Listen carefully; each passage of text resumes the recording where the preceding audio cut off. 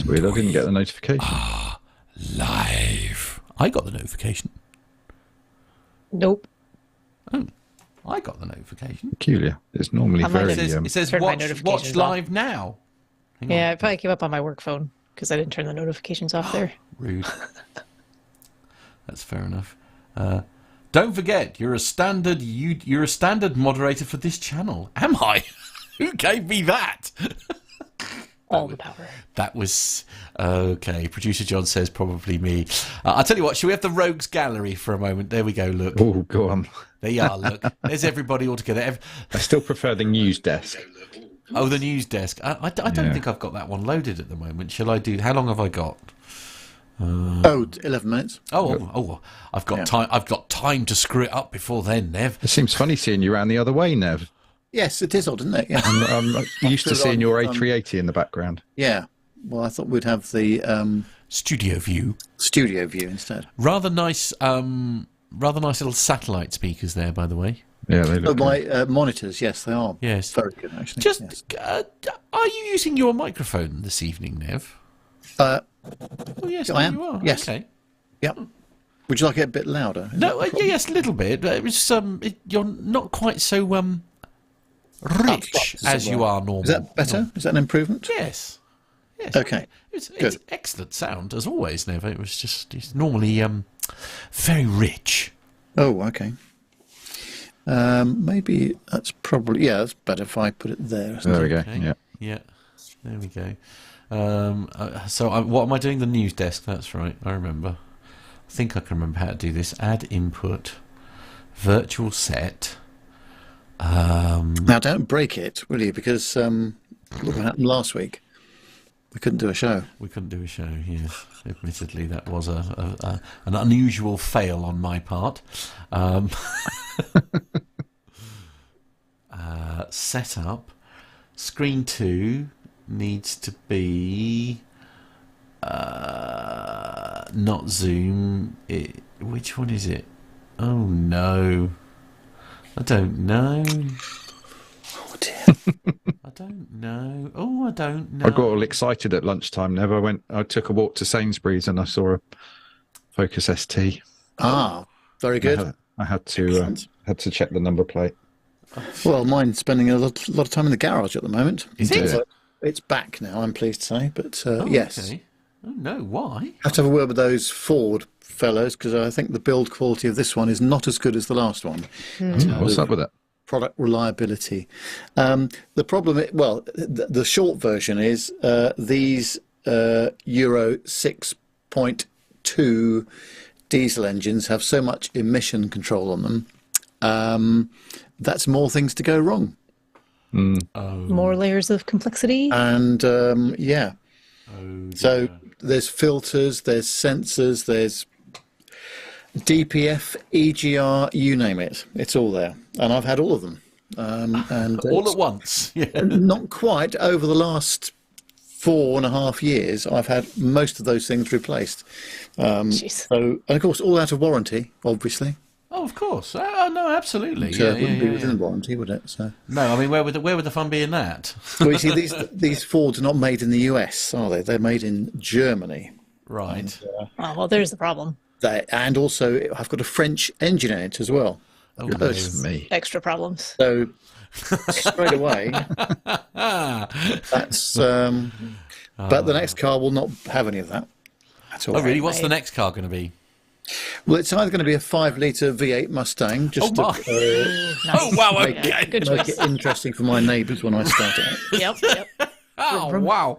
Okay. That is not the answer I was expecting. As it Probably, happens, I saw one of those as well. Did Yes. you?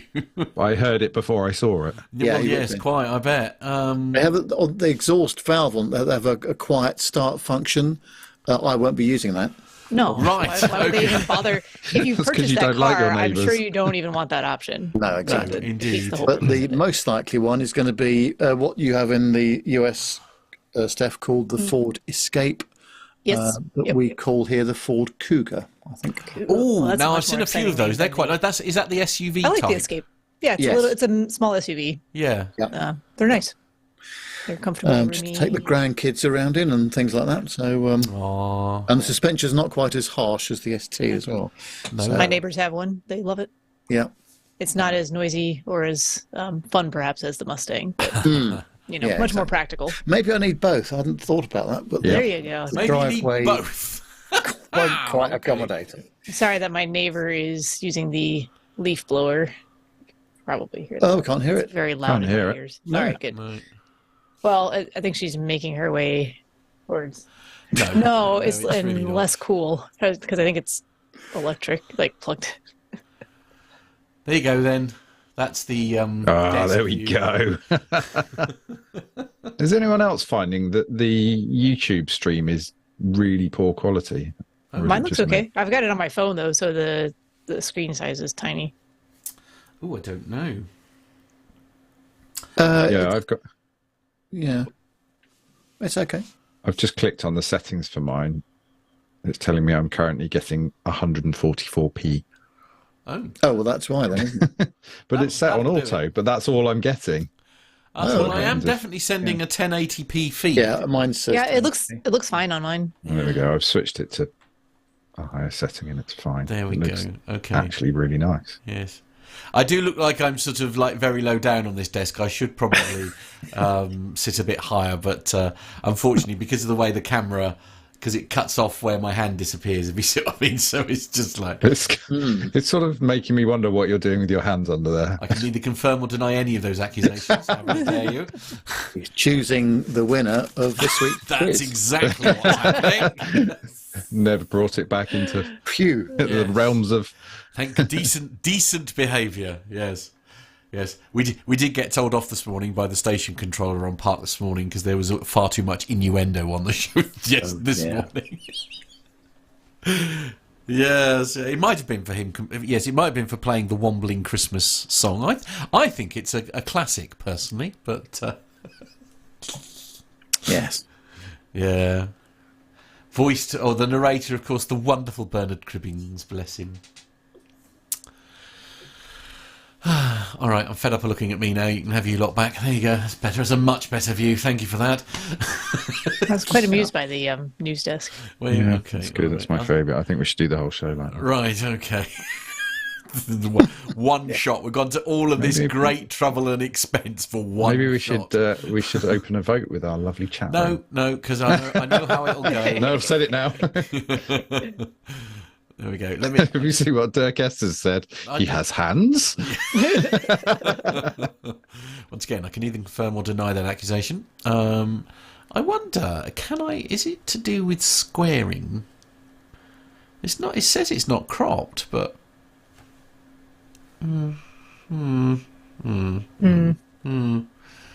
Wasn't Sooty and Sweep's handler called Matthew Corbett? Yes, it was. Son of Harry Corbett, of course. There you go. Steph's going, huh?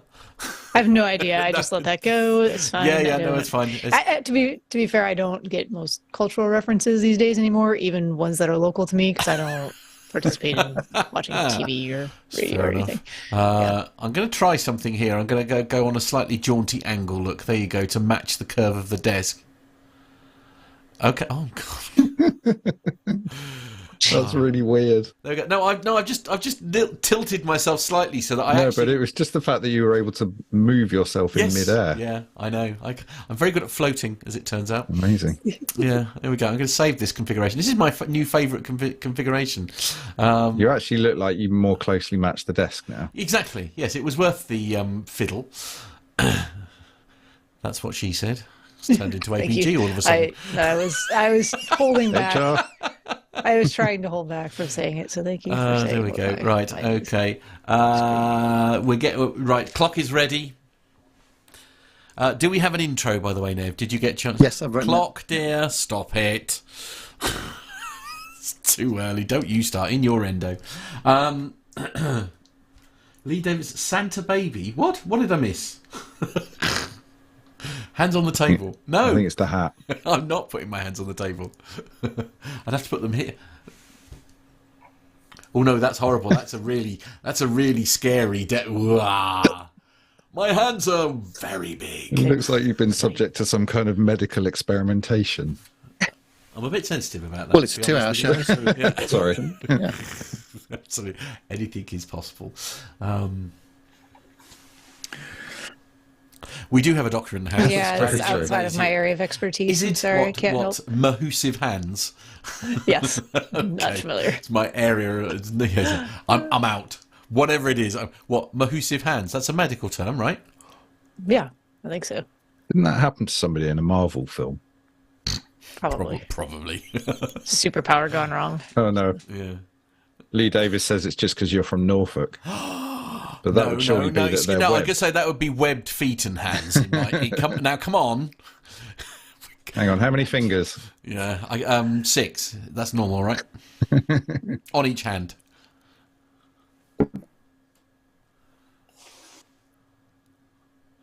It's a very erratic countdown.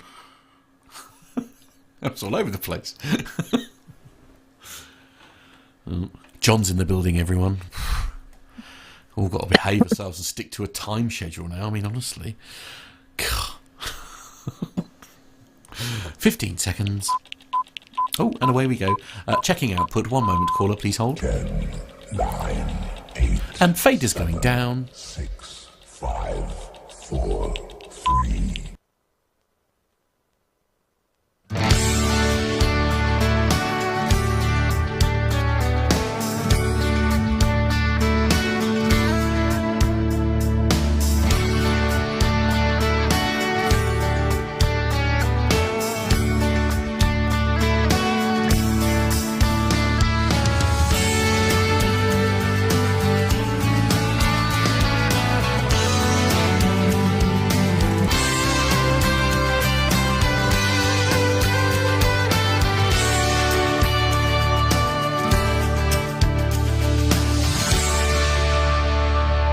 Well, hello and welcome to episode 484 of the Plain Talking UK podcast. I'm Nev, and it's going to be a very packed show this week because we've got some extra stuff in this week due to some little difficulty that we had last week, which we'll talk about shortly, I'm sure. But in this week's show, we have a discussion about drawing Christmas trees in the air. Passport expiry dates, what do they actually mean? I've got a lot to say on that subject, as you can imagine. And a gentleman flies to the US without a ticket, boarding pass or passport. In the military, the US Air Force is offering a $600,000 bonus to encourage pilots to stay with the outfit for longer. That's not bad, is it? Joining me this week, back in the Master Suite studio, is Matt with a repaired computer, I hope. A fixed studio, all being well. Yes, fingers crossed. Yes, I think it's all working. Testing, 1, 2. Can anyone hear me? Yes. Earth calling, was it Mork calling Mindy? No, or Earth calling Mork. So what went wrong last week? I mean, apart from the fact we had another situation where none of us could turn up for the show, but then we had a bit of a technical moment just before that as well. We did, yes. We had a hard drive fail, basically, which meant that all of the content, although stored on a network drive, was essentially unavailable because it runs from a mirrored copy on the local machine to allow for network dropouts and things like that. And basically that hard drive had gone, nah, I'm all right, thanks. Yeah, so we put a new one in. That's a technical term, right? Yeah. Still, now we know. So that's the answer to your question.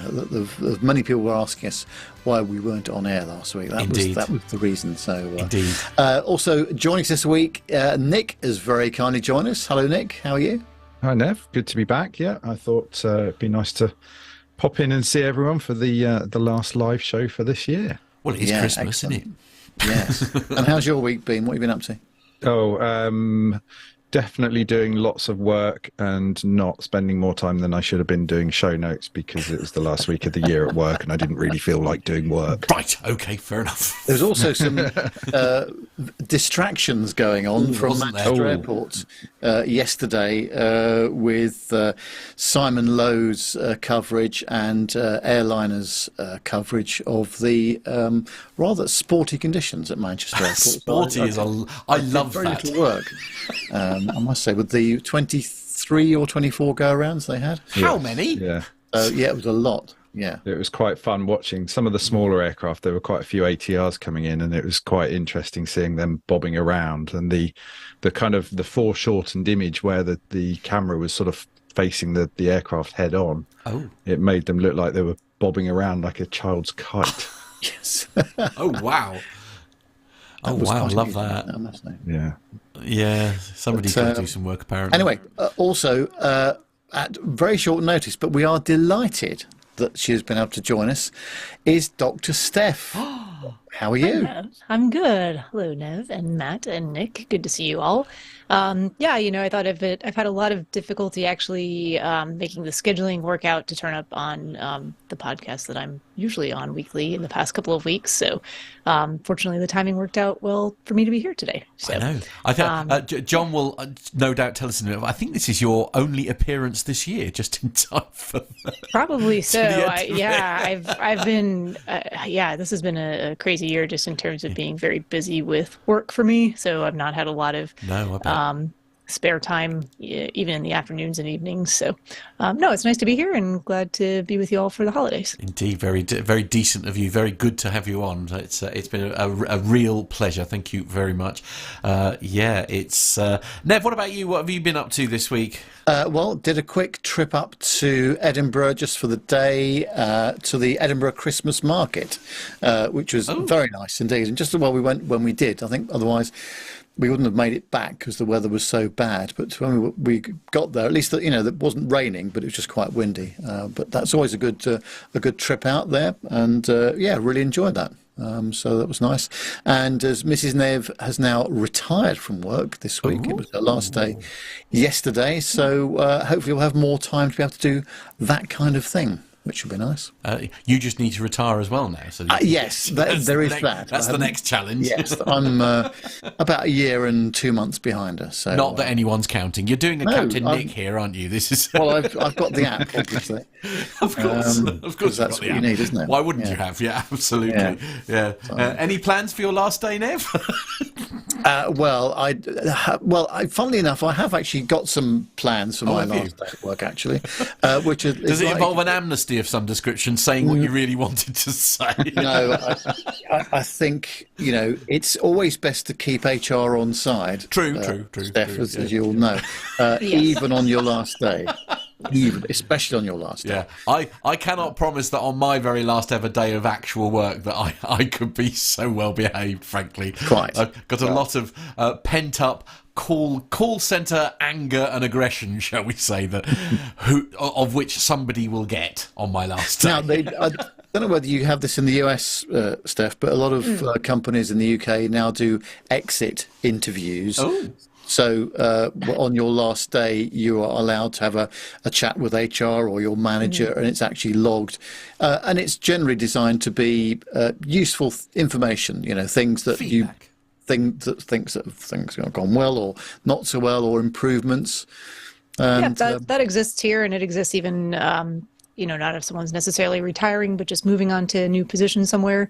Oftentimes there will be an exit interview again for feedback purposes so they can improve things moving forward.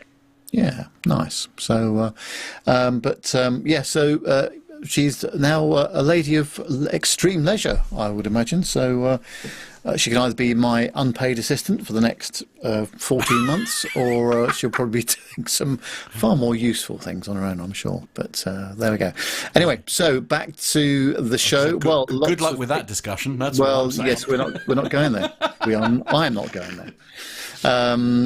Yes, so back to the show. We have got a lot of people in the chat room, as always. Mazuz, Richard Adams, Hobby Time is in there. Lee Davis, of course. Thank you, Lee, for joining. Mazuz, Dirk S is in there. Bill's in there as well. And I saw Pilot Pip in there too, and Mark Priestley, and Alpha Juliet as well. We know who that is, don't we? So, yes, very good indeed. And thanks for joining us. As always, lots to pack into the show tonight. So, if you're ready to go, Matt, I am. Let's go for the commercial news. The captain has turned on the seatbelt light. Please take your seats and fasten your seatbelts.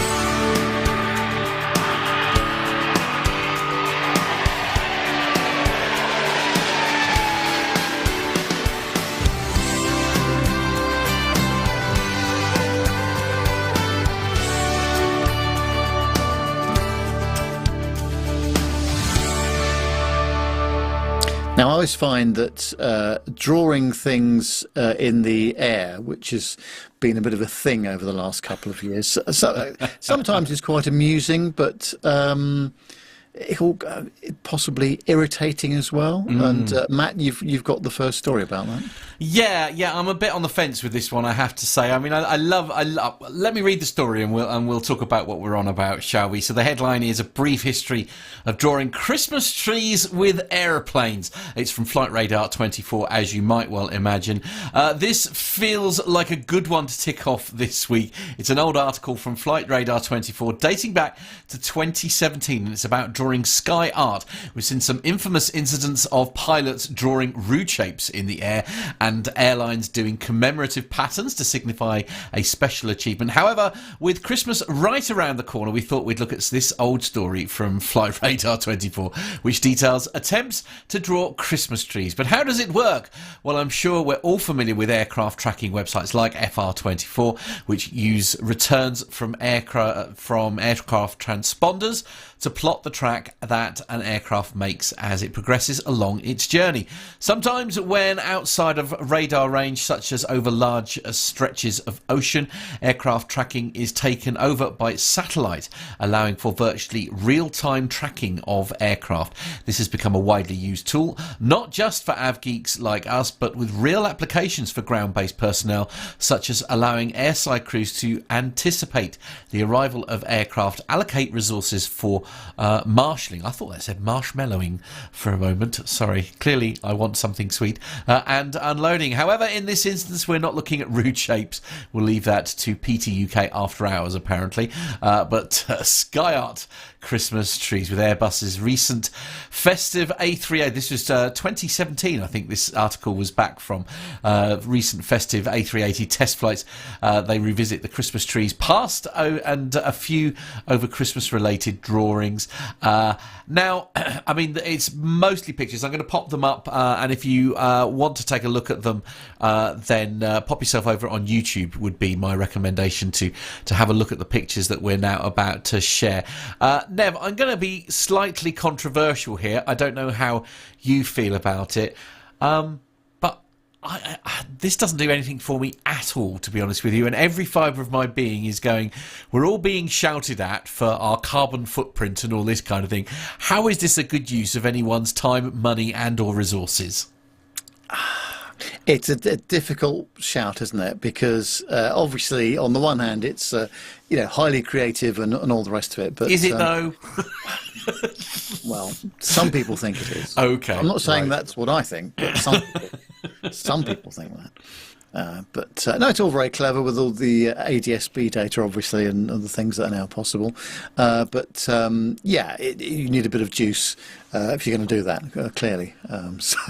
Indeed, it's just like, and I'm not trying to be all Grinchy. I do sound like I'm being a proper full-on Christmas Grinch, and I need to borrow Steph's hat, I think, if I'm going to be that. But it's just like the green one here. Yeah, absolutely. But Steph, what's your? Am I just being a miserable old fart? Is that essentially what I am? So my take is, especially here where there's a lot of flight training happening, it's a good way to do some time building, and perhaps a cross-country flight if you're looking for certain types of flight requirements and hours that you're trying to meet, and you get to have a little fun with it along the way and spread some cheer.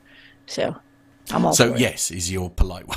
Yes. Yes. Stop being a miserable what's it. That's essentially what you're saying. Yeah. Now, go on, Nick.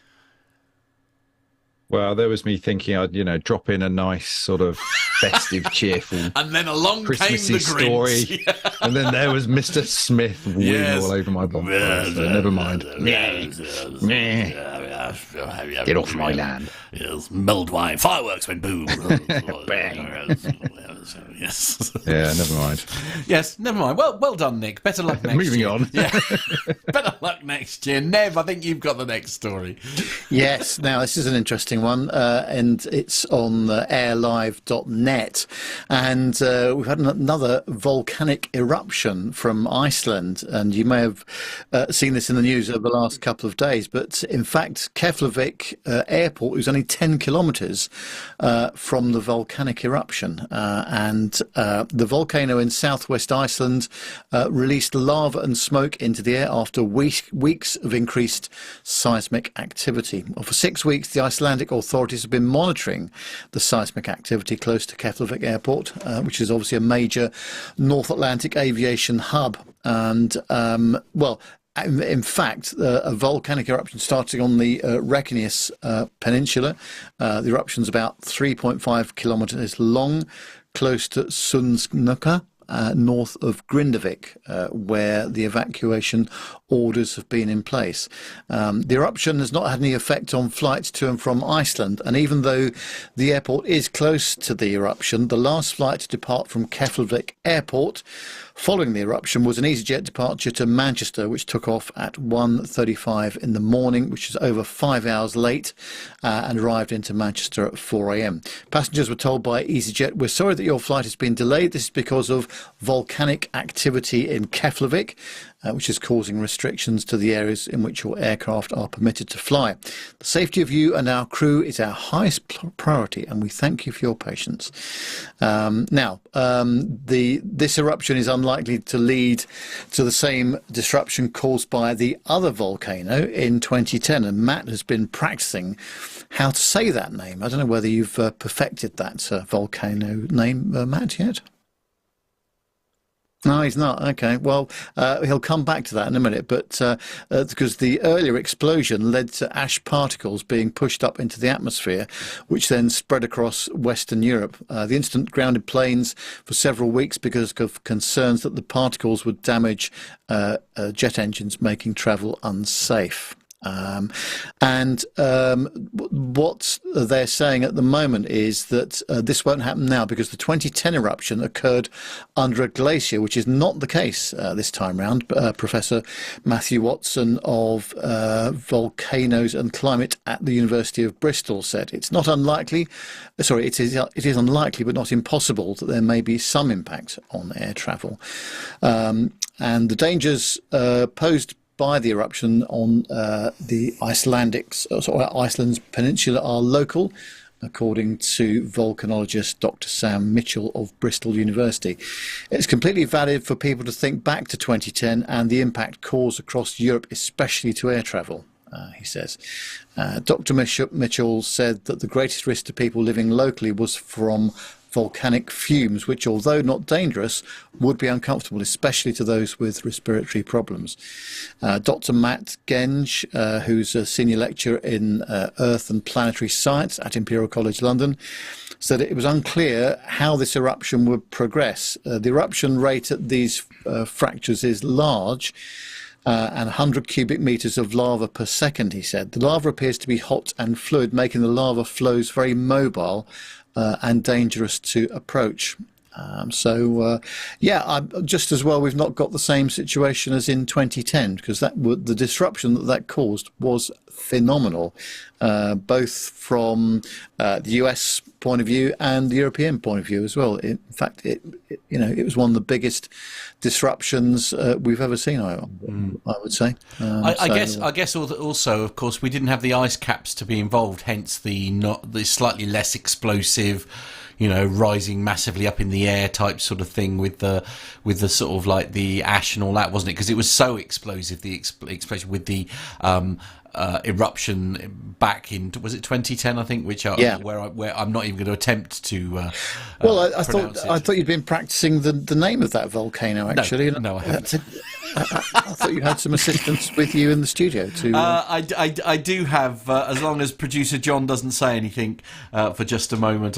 I can try it. Hang on, give me a second. Let me see this. I believe and I've been practicing this. Brace yourself. I believe the mountain or the volcano is called Eyjafjallajökull. Exactly. Perfect. What I thought. Boy. Exactly what I thought. I can't believe that was 2010. It doesn't seem like it was that I long know. ago. I remember that so vividly. Right? I mean, were you doing any, Nev, were you doing any flying at the time? I mean, did it have much impact on what you were doing? I think I wasn't, but I was involved in a conference somewhere, or as Steph would say, a conference, in inverted commas, where people could not get to or from it. Wow. And yeah, I mean, it was local for us, so we're okay. But yeah, we couldn't get people in from large parts of Europe, Scandinavia certainly, and the US. So yeah, very, very, very bad. Indeed. What about you, Steph? I suppose it depended a bit on routes that you were going on as to whether you would end up being caught in it coming this way, I guess. Yeah, I wasn't doing a ton of travel in 2010, which is odd. I beg your pardon? I know. Since when? Not really. That was kind of pre all the travel craziness I've undertaken in my life. Mainly to do with marathons, I think it's fair to say. Yeah, so I started running marathons in 2013, so that's when things took off a little bit more. Yeah. No pun intended there. But yes. I guess it seems like it was more recent because I did go on vacation to Iceland in 2015, and it just seemed like it was a lot closer in proximity to that time. True. True, very true indeed. We were talking about exit interviews earlier on, and I wonder if these two fellas may have been involved in it. This is a story for you, Nick and Steph. Look at this one. Go for it, Nick. Yeah, do you want to take this one, Steph? No, go for it. I'll take the next one. Okay, so I mean, don't fight about it, guys. we talked about the Russian aircraft that landed in a field. Oh, in the field, yes. Yeah, so it occurred back in September, and there had been some speculation about whether or not they were going to recover the aircraft, whether it might be flown out, or whether it might get broken up for spares. I don't think that a decision has been made on that yet. However, it has been reported in aerotime.aero. The relatives of two pilots that were forced to land an Airbus A320 passenger jet in a Russian cornfield have said the men were asked to resign following the incident. A Russian news outlet has reportedly told about the development on the 6th of December, directly from the relatives of the Ural Airlines pilots. According to sources, the Russian flag carrier gave no explanation, but both pilots, Sergei Belov and Eduard Semenov, refused to sign resignation letters. Confusion surrounding the crash has grown since the Airbus A320 was forced to land in a field just outside of Novosibirsk. It was alleged to be running low on fuel. And I think there was some mismanagement there regarding the landing gear being down, and that causing a much greater fuel burn than they were expecting. So following the incident, it was reported that the Airbus had experienced a failure of its hydraulic system, and the crew chose to divert to another airport. However, as the plane flew to an alternative airport, it became apparent that the aircraft did not have enough fuel to land there. So after the initial report into the incident was published on October the 31st, 2023, the Federal Air Transport Agency of Russia came out and said a new investigation was needed due to newly discovered circumstances. Sounds a bit fishy to me. It was then reported, ominous, yes, good one. Thank you, Matt. It was then reported on November 17th that the Russian authorities had identified 15 errors and contradictions with the original report. Among its concerns, the Russian agency was particularly troubled by the unacceptably low level of the pilot's training and discrepancies found in the report. So, what do we think? Does it sound like a bit of saving of face by the airline to try and make scapegoats? Well, weren't they talking about at one stage flying it out again? Yes. I think they still are, aren't they? Aren't they waiting for it to ice over or something? I'm not an expert, but I think that might be tricky. The latest I'd heard was that they appeared to be backpedaling on that. Okay. I think originally they were waiting for the ground to harden as it moved into winter, and it would give them a better surface to take off from. But yeah, the last thing I read a couple of weeks ago was it sounded like they were probably going to. I don't think that's an approved Airbus procedure, as No. Possibly Captain not. Al would say. Probably. I mean, Yeah. the other issue we're running with this, of course, is the amount of... The longer this thing sits there, do you know what I mean? The longer this thing is sat in this field, the more and more unlikely it's going to be that this thing is airworthy. Do you see where I'm going with this? I mean, it's just like... Yeah, I think as Nev says, it jokingly, it's not an Airbus, a known Airbus procedure and stuff. I mean, even if the ground does go firm, I mean, it is going to be so bumpy. The risk of some form of structural failure with all that abuse essentially that the undercarriage is putting through not only said undercarriage but the rest of the aircraft surely makes this a crazy idea. Yes. I think they could probably get the surface prepared well enough if they had the resources or desire to do so. Couldn't they tarmac it? I mean, that's one option. You can do a lot of things, right? But it just, it seems like something where there hasn't been a lot of consensus or at least forward progress on what they're going to decide to do with it. And I'm sure there's a million things that comes down to, whether it's resources, time, finances. I could think of a bunch of things that might be barriers to getting that aircraft out of the Yes, field. they have issues with sanctions on parts, don't they? And I suppose it may come down to whether or not it's worth more to the airline to have a functional, usable aircraft that they can fly and earn revenue with, or more useful to them as a spare part. Surely at this point it's more useful to them as spare parts, surely. I mean, I don't know.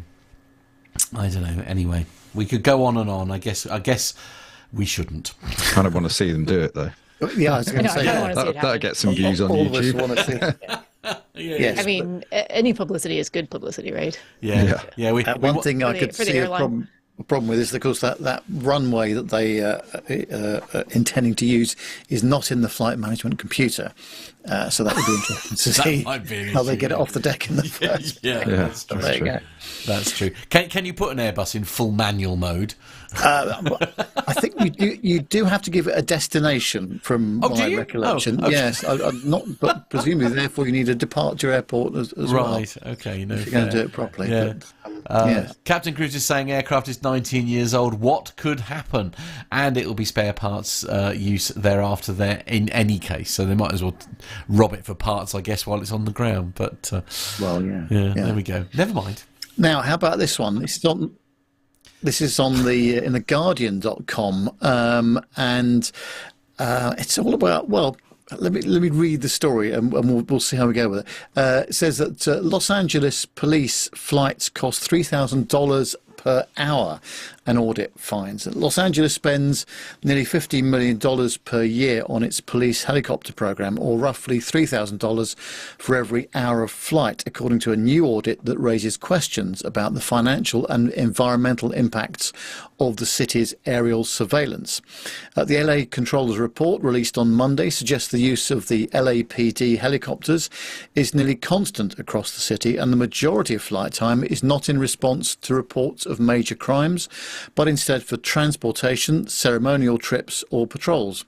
The flights are a major source of pollution and appear to disproportionately affect some communities of colour, the audit said. LAPD's Air Support Division, which operates 17 helicopters and has more than 90 employees, cost the city an average of $46.6 million per year, or $127,805 per day, the controller reported. Those yearly expenses are greater than the entire budgets of 14 other city departments, including the City Clerk's Office, which has a $34 million budget, the Cultural Affairs Office at $29.3 million, Civil, Human Rights and Equity Department, which is $17.7 million, and the Youth Development Department at $1.7 million. LAPD's chief refuted the methodology and some findings in a letter to the controller. The controller's analysis of air operations from 2018 through to 2022 found that that there are typically 2 helicopters flying for 20 hours per day, every day of the year, logging an average of 16,000 hours of flight time each year. The helicopters burn an estimated 761,600 gallons of fuel yearly, releasing more than 7,400 metric tons of carbon dioxide, according to the report, which said that the output was equivalent to over 19 miles driven by gas-powered cars. Our audit's findings strongly suggest that the LAPD's current use of helicopters causes significant harm to the community without meaningful or reliable assessment of the benefits it may or may not deliver, said the report from Controller Kenneth Mayer, who was elected last year on a promise to scrutinise LAPD spending. The audit identifies 783 instances of ceremonial flyby activities of the helicopter unit over the 5-year period. That includes flights over LAPD graduations, retirements, funerals, and community events. The office reported numerous instances and said that it was inefficient, inappropriate use of city funds, including a 6-hour flight for a gathering called a Chile fly-in, 7 flyby activities at golf tournaments, and a round-trip helicopter ride that took 2 LAPD officials from downtown headquarters to a meeting at a station 20 miles away. If you live in LA, the hum and drum and loud thunder of helicopter rotor blades in the sky is a fact of life, says Sergio Perez, Chief of Accountability and Oversight for the Controller. Helicopters fly over my house sometimes at 3 a.m., at 5 p.m. and at 8 a.m. I have a 3-year-old who has been woken up by it. Noise pollution has a significant impact on your mental health. These are real costs, and it's an incumbent on us to ask, what is the point? What are we getting from this? The audit found that the helicopter division devoted only 39% of its flight time to high priority crimes, such as reports of felony offences or urgent public safety matters, including missing persons searches. But even with those instances, the report said that neither the controller nor LAPD can demonstrate that the helicopters have deterred crime. Gosh. So what do we think about this? Can we circle back to the stat there that says that this accounts for an equivalent CO2 pollution equivalent to 19 million miles driven by a car? Yeah, and that's in 1 year of helicopter use. It's a big number, isn't it? 19 million miles. I did look it up while we were reading through the story because I was curious how many, Southern California and Los Angeles is fairly renowned for gridlock on the roads and lots of cars, vehicles. And just a quick stat was that there are 7.8 million vehicles registered just in LA County. So also quite a lot of road pollution happening. So it doesn't help. That said, LA's current air quality today is actually pretty good. So I must admit, but yeah, I think the bigger issue here is that they're using it for all of these, basically things that aren't contributing towards the mission of the police department. There were a lot of, the Chile fly-in and flyby activities and golf tournaments and transportation type stuff. That just doesn't seem like an appropriate use of those types of resources you want to have readily available for presumably crime-related things. And, maybe not so much that it's deterring crime, but, if it's helping something that's already in progress, I could see the use there, perhaps. But is it flying? Is this a helicopter in the air flying around? Is that seriously? Is that going to act as any form of deterrent? Though seriously, No, not deterrent. I could see in like manhunt type situations though, especially if in busy traffic areas where it might be difficult to maneuver on the ground. Now, that shouldn't be something that's happening every day for 2 helicopters to be in the air 20 hours a day. No, well, and an interesting stat that producer John has just put together for us is saying, hold on, if the report states, $127,805 a day, that's only equivalent to 2.5 hours per helicopter per day over 17 helicopters, in which case that's actually not a great deal of flying time. This is the age-old argument, though, is it? You can take a number of any description and you can distort it to whatever narrative that you're trying to push. Statistics can be used to prove pretty much anything you would like to prove or disprove. Absolutely. If I manipulate certain statistics, I can say that I am the best breakfast DJ in the entire world.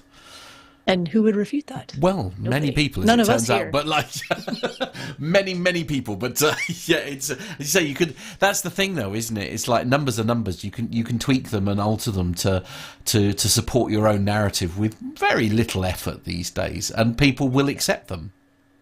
Well, like I said, I think the big thing here is to have some oversight for it, so that these types of resources are being used for the purposes that they're intended to be used for, and not just being kind of wastefully used, especially when there are real consequences to their use. Definitely. Not only cost, but environmental concerns. Indeed, very much so. Agreed. Now, when we're flying, of course, it's all about documentation and passport and ticket and boarding pass, isn't it, Matt? And these things are really important. But this fella here seemed to not have any of those things and still managed to get to Los Angeles. I think bizarre is the word for this one, especially in the current climate we find ourselves in. Simpleflying.com is the website source for this. And the headline, it is mysterious Russian man flies SAS to Los Angeles without a passport, visa or a ticket. A passenger has arrived in the US on a Scandinavian Airlines SAS flight from Copenhagen without a ticket, passport or any record that they might have had in order to board the aircraft. The incident took place in early November on a flight from Copenhagen Airport to Los Angeles International Airport, and an investigation is ongoing to ascertain exactly what happened and how. The passenger in question, Sergei, is a Russian-Israeli dual national, according to statements from the crew on the flight as reported by The Independent. He attracted attention on board when he wandered around the plane and kept changing his seat. At one point, attempted to eat chocolate that belonged to members of the cabin crew. Oh no, that's a very, very so... People have died for less, frankly. Anyway, himself, he claims to have no memory of being on the aircraft or how he got on board, although he would have had to pass through various checks, including at airport security and at the boarding gate. This has led to the spotlight being shone on Scandinavian Airlines security procedures at Copenhagen Airport as part of the ongoing investigation. A spokesperson for the airport is reported as saying, "We can see from our surveillance that he has entered without a valid ticket. Copenhagen Airport has provided photo and video material to the authorities who are investigating the case. We take the matter very seriously and it will be included in the work we continually do to adjust and tighten our guidelines to improve security." The report states that the seat first occupied by the passenger was listed as unoccupied on the flight paperwork, and when he arrived at Los Angeles International Airport, officers discovered that he was not listed on any other flight arriving into the US that day either. As part of the investigation, the contents of the passenger's cell phone were also reviewed, but failed to provide any clues as to what happened. For now, the investigation into this unusual incident continues. Scandinavian Airlines flies daily between its Copenhagen hub and Los Angeles International Airport, deploying its Airbus A330-300s on the route. Data from CH Aviation shows that the carrier currently has 8 A330-300 aircraft in its fleet. I mean, I have many questions. We'll start with the most important one. I think, how dare you try and steal cabin crew chocolates? I mean, that surely is a punishable offence in its own right. No one's stealing chocolate from me. No, exactly. To do it to somebody else. I know. Unforgivable. And I'm pretty sure, I mean, unfortunately, producer John is unable to comment directly, but I'm pretty sure that if everybody tried to do that with him, there would be some very stern words that had to be discussed. I think we'd be very cross about that. But I'm joking, of course. The big story here is this should not be possible, surely. Yeah. I mean, we should, fair enough, all right, if you've managed to get, like, through passport control, who knows, there's any number of distractions that could have perhaps prevented it, although I have to say, certainly experiences going through both Stansted and Heathrow, and also in Charlotte. I mean, Charlotte was a real nightmare for me trying to get through. An absolute... it'd be difficult at best. Well, I didn't realise that the barcode just even they get gave airside. me. Well, yeah, this is it. But I didn't realise. The barcode that they give you when you've got. I didn't realise how important that was. Oh. Yes. Okay. Yes, I soon found out. Don't you worry about that. Yeah, you need I was taken into a little side room. That was quite the experience. It's a great way to start my trip. I'm not going to lie. The last time I flew to LAX with all the correct documentation, I have to say, it wasn't a brilliant experience. Imagine turning up at LAX without the correct documentation. Well, this is it. That is quite a big moment, isn't it? Yeah. I think all this was discovered when he got to LAX. Yeah, precisely right. Yes, but there aren't too many. There aren't too many airports around especially in Europe or in the US, where you can even get airside. Get through security without a boarding pass of some sort. That's usually the first thing. Yeah. And of course, at the end of the day, it's the carrier's responsibility to make sure that the passenger has the correct documentation. So SAS, I mean, after the investigation, I would imagine has the potential of quite a hefty fine as well. I would imagine so, yeah. Because of that. So you've flown out of Copenhagen this year, haven't you, Nev? I did, yes, and last year as well, yes. And it's all, I mean, there's big separation as always between, airside environment and landside and immigration. It's all very well. What's the word I'm looking for? It's all, it's very well defined, and actually to be able to get through that, you would think would be impossible. But clearly, something has gone wrong here. The gentleman something's gone terribly wrong. Stated that he had no memory of getting on board the aircraft, and yet I feel like you don't just accidentally wander into an airport by accident and then accidentally wander onto an aircraft. Quite. Did I get here? It would feel as though there was some planning involved there. I do wonder whether or not he actually kind of scoped the airport out and maybe found some inadequacies in the security screening, perhaps. Yeah. Bill is saying SAS stands for scarcely any surveillance. That was his suggestion. But this is the thing, though, as you say, you're saying about like the security thing. I mean, maybe he was doing, maybe it was being done on purpose. I mean, you do get undercover these people. Recce, perhaps. You do get these people that, as you say, perhaps doing a recce or whatever. And really, it wasn't until he got to LAX that it sounds like he met any form of resistance in his. I think the gentleman should be congratulated for getting as far as he did. Well, yes. If it wasn't for the massive ramifications of what he did, I would be very much going, bravo! What, bravo, the stealing of sir. chocolate, you mean? Yeah. No, that's unforgivable. That's a red line. That's probably why he got caught. That's probably why he got caught, because it's just like he had the audacity to steal crew chocolates. I mean, come on. It's a furious thing. Never mind. Okay. My sincere apologies. For some reason, the dog is, I don't know, barking at ghosts or something downstairs. I don't know what's going on. So apologies if you can little Alfie in the background chipping in. He's finding the conversation fascinating. Richard E. Flagg from UK Airfields is saying the consequences were severe if people took our food, not just chocolate, but any of our food. Some passengers certainly suffered. Yes, I would imagine so. It's just like, how dare you?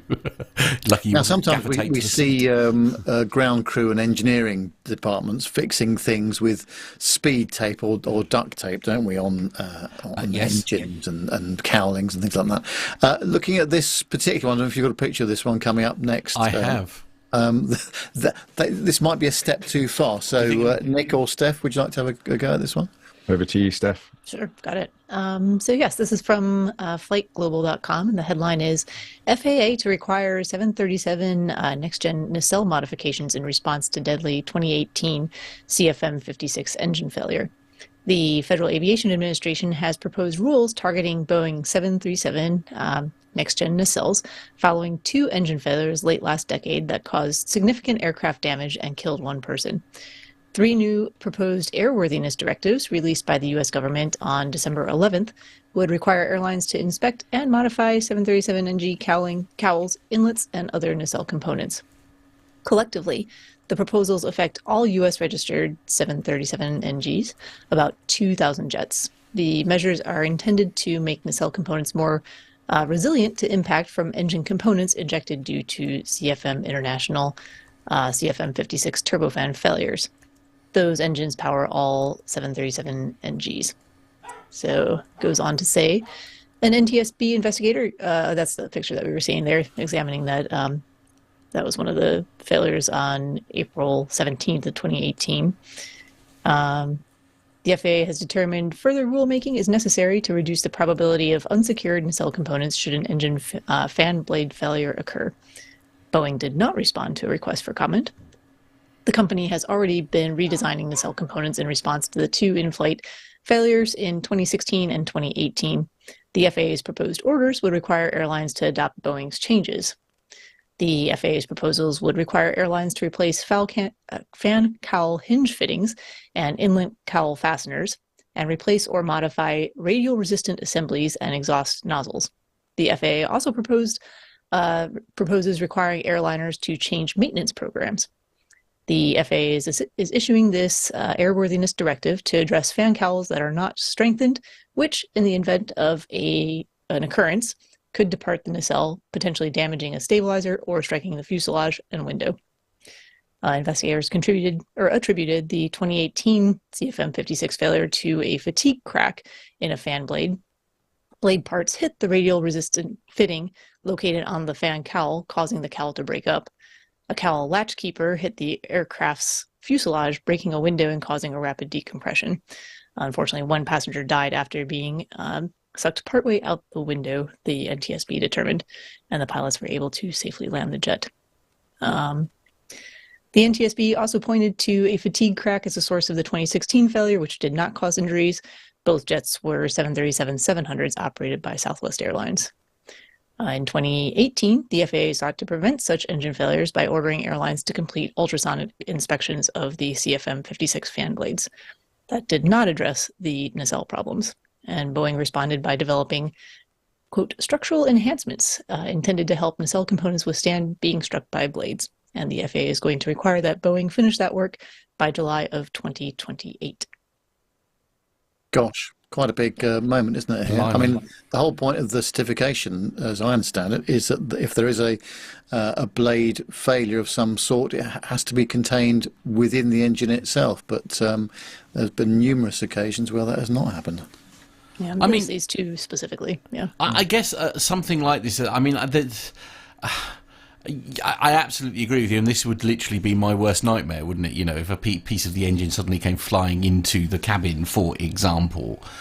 But I guess there's only so much you can do to mitigate something that's spinning around at an alarming speed and controlling. You know, there's lots of things you can do, as you say, to like sort of control to a degree where the bits go.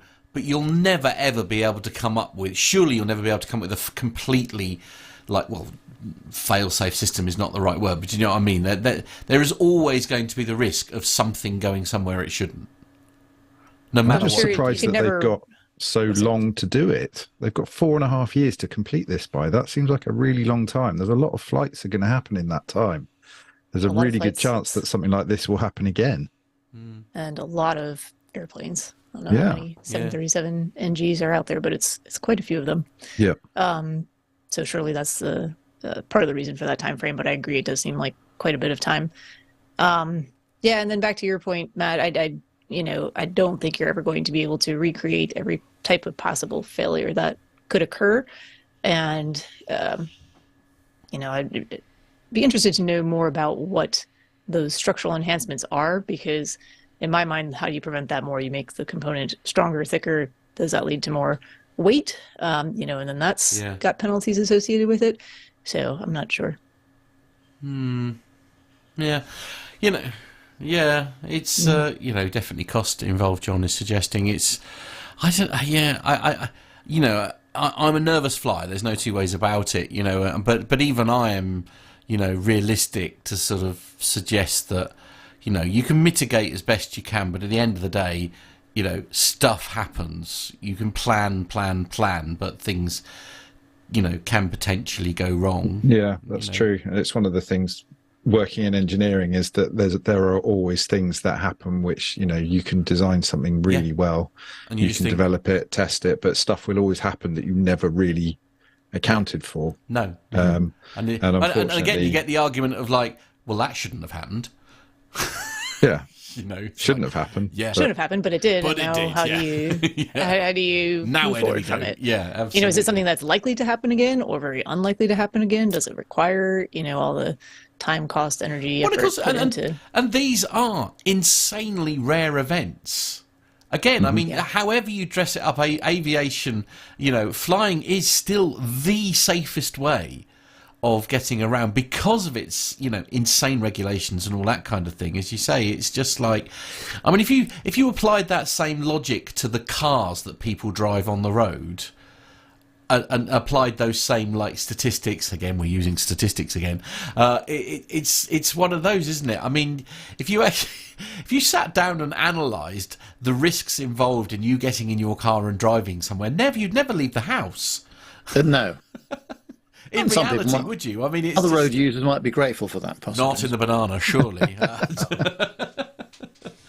You know, so yeah, you're damned if you do, you're damned if you don't, I guess.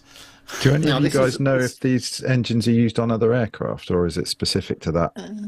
You know, I should know. CFM 56. Yeah, I should have checked that out because Give I'm not producer sure. John a second. He'll have the answer. A320s, I think, or some A320s. Right. Yeah, they're used on A320s, first generation of A340-200s, and then classic and next gen 737s. Nice.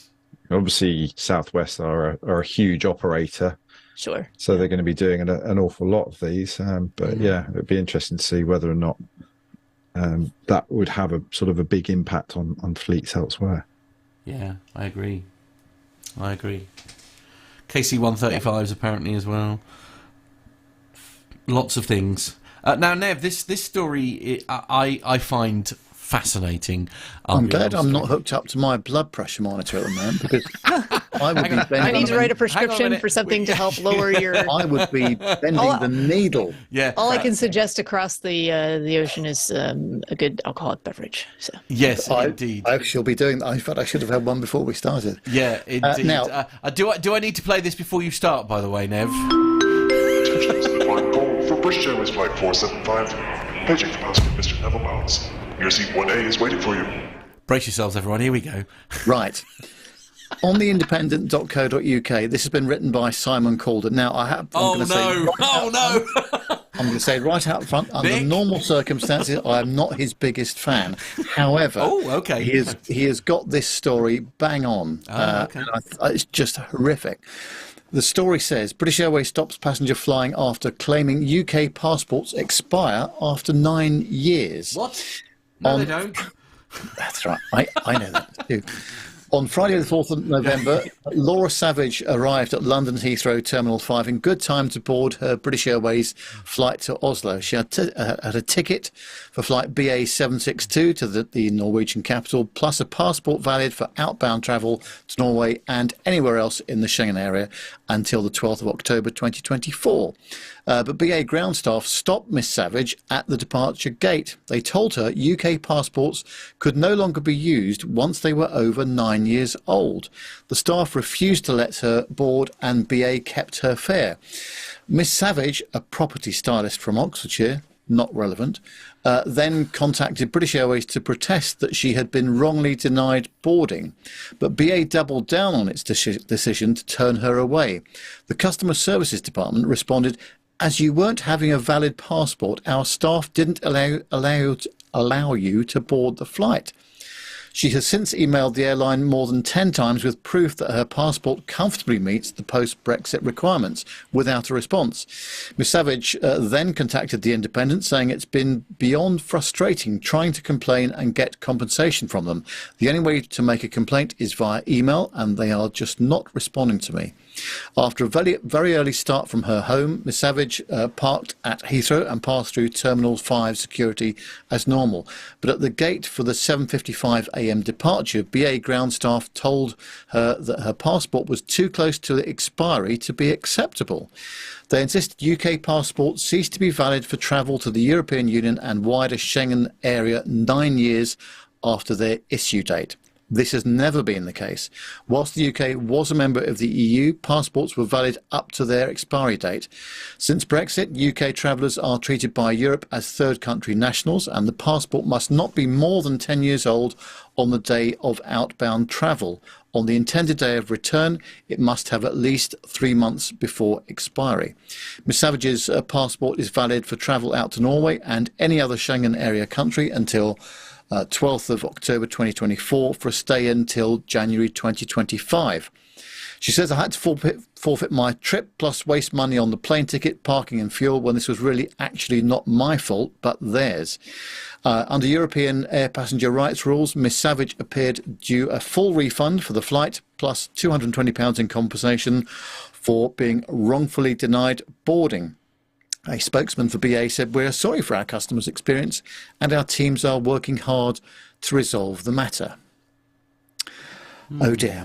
Well, there's two things immediately here for me. One is they should know the rules of the game in terms of passport validity. That's been clear for some time. But also, why is it that we need extra validity on our passports anyway? I don't understand this, and this applies to going to the US sometimes, the Middle East, all sorts of places. I look at my driving licence and it tells me that my driving licence expires on the 17th of December 2028. On the 18th, I can still drive up until that point, presumably. I'm looking at my insurance certificate for my video equipment that I carry around and my public liability insurance and blah, blah, blah. And it says that it expires on the 31st of January 2024. I don't need extra time for that. So I don't even begin to understand why there's this buffer required for passport validity. I could accept that you needed a buffer. For example, say, so like you need to have enough time left on your passport to arrive in your country of origin before it expires. Yes, I agree with that. And I'll tell you about a experience that I had. This was probably also like 8 years ago, because it was as my previous passport was expiring. It was expiring in, I believe, January, and I took a trip to the Caribbean in December. The country that I was going to was Montserrat, and they did not have any restrictions on how much time I needed to have valid on my passport, just the understanding that I was not going to stay beyond the valid date of the passport, which I was going for a week. I had a month. Great, shouldn't be an issue. Interestingly, though, on the way back, stopped in Antigua and Barbuda and had a long layover, like 6 or 7 hours. So decided to leave the airport just to go to a little restaurant on the beach and, sit and enjoy a beverage and some food. And then it was right down the street from the airport. Like you could walk there, walk back, but had to go through passport control to get there because different country. And they had their stamps for the passport were written saying the entry was valid for 3 months. So they looked at my passport, they crossed out the 3, wrote 1, and handed it to me. Oh, wow. After asking me very specifically what I was going to be doing in the country, and when they realized I was leaving the same day, they didn't care so much. The Caribbean's a little bit on the laid back side, but I'm off to get very dinner. Logical. Yeah. Seemed very logical. They had an expectation that you would have 3 months of validity left on the passport so that you wouldn't overextend or overstay your valid passport date, but they were very happy just to cross it out and write over it with a pen. Yeah, I mean, going back to the story, obviously here, I mean, surely this lady should be entitled to all of the costs that she's been to, that she's outlaid for a trip that was cancelled. And I'm sorry, that is absolutely on BA. If it were me, I'd be going for the parking, I'd be going for the fuel involved, I'd want money for the inconvenience. She might have been going for a business trip or something like that. I mean, what they tend not to do is sort of consequential loss. So she might get, parking and fuel and things like that, but they'll probably give her, 20,000 avios or something like that. Right. But I think when you've got this sort of situation going on, I would imagine that tempers could get quite well, and quite rightly so. But how can someone at the gate there, when it is literally their job to know the rules, how can you be a year out? Or if there's a question about it, escalate it to the supervisor. The only unanswered question here for me is, did they escalate it to a supervisor?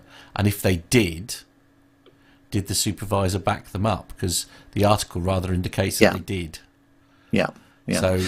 So it'll be interesting to hear what the outcome of this is, actually. Be fascinating. John suggesting a whole lot more training might be the solution to this. Explaining the rules. Captain Cruiser's comment is it unnecessarily patronises people that they may not be capable to manage their own responsibility to ensure their documents are valid. It's a good point, really. To be fair, it is a good point. Yeah, I don't know. We need closure on this one, Nev. I feel. Well, I'm sure we'll hear some more about it. Yeah, let's hope so. Sure. Let's hope so. Right. So next story is with either Nick or Steph. Whichever one would you like to have a go at this one? We discussed this on APG just yesterday. Do you want to go ahead and read it, Nick? And then I'll okay, sure. So it actually dates back to an incident that occurred in 2022. It was January 2022, a JetBlue flight departing from Hayden Yampa Valley Airport. Whereabouts is that, Steph? It's in Colorado. It's in the mountains, yeah. So it experienced a tail strike during takeoff while attempting to avoid a Beechcraft King Air that was landing on an opposite runway. The NTSB investigation into the incident has now concluded, revealing a complex interplay of miscommunication and expectation bias at the root of the near miss. The final report identified several key factors contributing to the incident. The incoming King Air aircraft used a non-standard phraseology on the airport's common traffic advisory frequency. And notably, the King Air pilots omitted crucial details like the specific runway it intended to use, which seems like a bit of an oversight. This ambiguity sowed seeds of confusion for the JetBlue crew. And the JetBlue crew lacking extensive experience with non-towered airport operations, which is a little more common in the USA, I think, but certainly not something that we would see here with regards to scheduled airline services. They interpreted the calls as an intention to land on the same runway from which they were departing. This pre-existing assumption, combined with limited information available, led to a misinterpretation of the King Air's true intentions. As the JetBlue flight was preparing to depart, the King Air's flight crew replied on the frequency that they were on short final and stated, "I hope you don't hit us," according to the final report. As a result of these factors, the JetBlue captain, who was the pilot flying at the time, was surprised by the unexpected head-on traffic and reacted by rotating the 15-year-old aircraft A320 24 knots early, exceeding the recommended pitch limit and causing a tail strike. The JetBlue flight diverted to Denver following the incident, and in the report, the NTSB classified the aircraft's damage as substantial, of which we've got a picture of there. The NTSB determined the probable cause of the incident to be the captain's premature rotation upon encountering head-on traffic, and importantly, the investigation also identified miscommunication from the JetBlue's crew and expectation bias as contributing factors. Yeah, I did actually I saw briefly a little video online of this somewhere, but I was unable to find it when I was putting the notes together. Yeah, I think we played the the actual ATC communications from this, and you can certainly see where there's some. And I will say that the way that the King Air handled their end of the communications is very common for how common traffic advisory calls are made throughout the U.S. So omitting the word runway and just saying 28 as, they're straight in 10-mile final for 28. That's not uncommon to hear. Should you say straight in runway 28? Yes, but if you're in that environment, it's commonly understood that that's what's being said. If we back up to the beginning of the incident, the King Air was actually on an IFR flight plan into this airport. They basically were released by the air traffic control facility that they were talking to. So then they were just on the common traffic advisory frequency, and they initially planned to land on runway 10. And then they changed their minds and switched to the opposite end of the runway, so 28. And they set up for that. At the same time, the JetBlue flight was pushing back from the gate. They didn't have a very long way to go from the gate to the end of the runway. They planned to use 10. We talked a lot last night about how there's a lot happening in that time frame in terms of checklists being run and preparations and clearances being given, all of that. So even though there's 2 folks in that flight deck, there's a lot going on in terms of crew communication, checklists being run, lots of different things happening on the radio in the background. So it's possible that they were aware that there was traffic that was going to land on 10, missed the call that they were going to basically switch and land from the opposite direction on 28. Further contributing to this, that is not mentioned in this article, is that the JetBlue flight they called for their clearance to get into the ATC system and were given a void time of 2 minutes after that time. So they had some time pressure to actually start to depart. So that didn't help. That didn't help. And we had some more insight into the communications that were happening in the flight deck of the JetBlue plane. They were aware that there was another aircraft inbound, but they never figured out where this aircraft actually was. They couldn't see them on their TCAS, so basically the display that shows where another aircraft is. They were still looking, for an aircraft landing on 10, but they hadn't identified an aircraft there either. So their decision to go ahead and enter the runway environment when there potentially could have been an aircraft short final behind them now on the same runway was also concerning. So all kinds of things happening here. It's an unusual situation that I guess we probably wouldn't run into in this country, whereby we don't have non-towered airports for scheduled airline services. So it's a bit of an unusual one, isn't it? But I guess with a lot more regional flying with airlines in the USA, it actually does happen fairly regularly. So Captain Cruz is saying, why would they fly an Airbus A320 into an untowered airport? Which is a very good point, actually. It happens all the time here. Does it? Yep, sure does.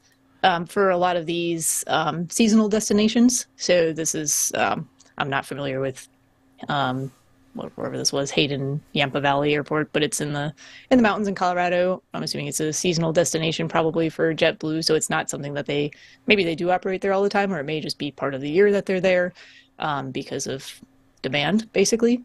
But the airport's not busy enough on a regular basis to warrant having its own control tower. There are a lot of regional flights that go to untowered airports as part of connecting services, again, for airports that are pretty sleepy through most of the day, but then might have a handful of scheduled airline flights landing and departing, just to help connecting passengers to larger cities because the driving distances are so great. So it happens here quite a bit. And there's also a lot of times where there will be a tower on the field, but it will only be open certain hours, and the last flight of the day or the first flight in the morning may happen outside of that staffed tower time. Wow. Mike is saying not only that, but towers close down regularly. The tower at the Portland Jetport closes down at either 11:30 p.m. or midnight every night, which is a good point. Yep. Armando. Oh, hello. He says, Matt, the airport you and I flew out of, Concorde NC, has Allegiant Airlines, Airbus, and that's uncontrolled before 7 a.m. Well, there you go. Steph, would there be any repercussions for the King Air pilot in this incident? I think they're going to get A I call don't from know the if they got FAA. well, I don't know if they had any formal repercussions in this case, but certainly probably a discussion because there was an incident, and yes, the phraseology was non-standard, but gosh, that's going to be hard to do anything enforcing with. It wasn't that they weren't making their call-outs; they were absolutely making their call-outs. They just Wow. Okay. perhaps could have been a little bit clearer. Right. Wow. Okay. And Pip is saying, by the way, hopefully popping up on screen in just a moment. He says, technology permitting, saying Pip saying the only place I can think of here in Europe where this might happen is in Chambéry in France. Not 100% sure though. Yeah, I feel like perhaps I'm being unfair here, but I feel like if a plane is over a certain size, I feel like there should be certain conditions in terms of the resources available to it. Yep. so, Yeah. I mean, you don't hear about this very often because usually it works very well, and it's part of how our system is designed here. Yeah. And also, if I'm in that King Air, if I'm flying the King Air, and because this actually does have the airport where I normally fly does not have a tower.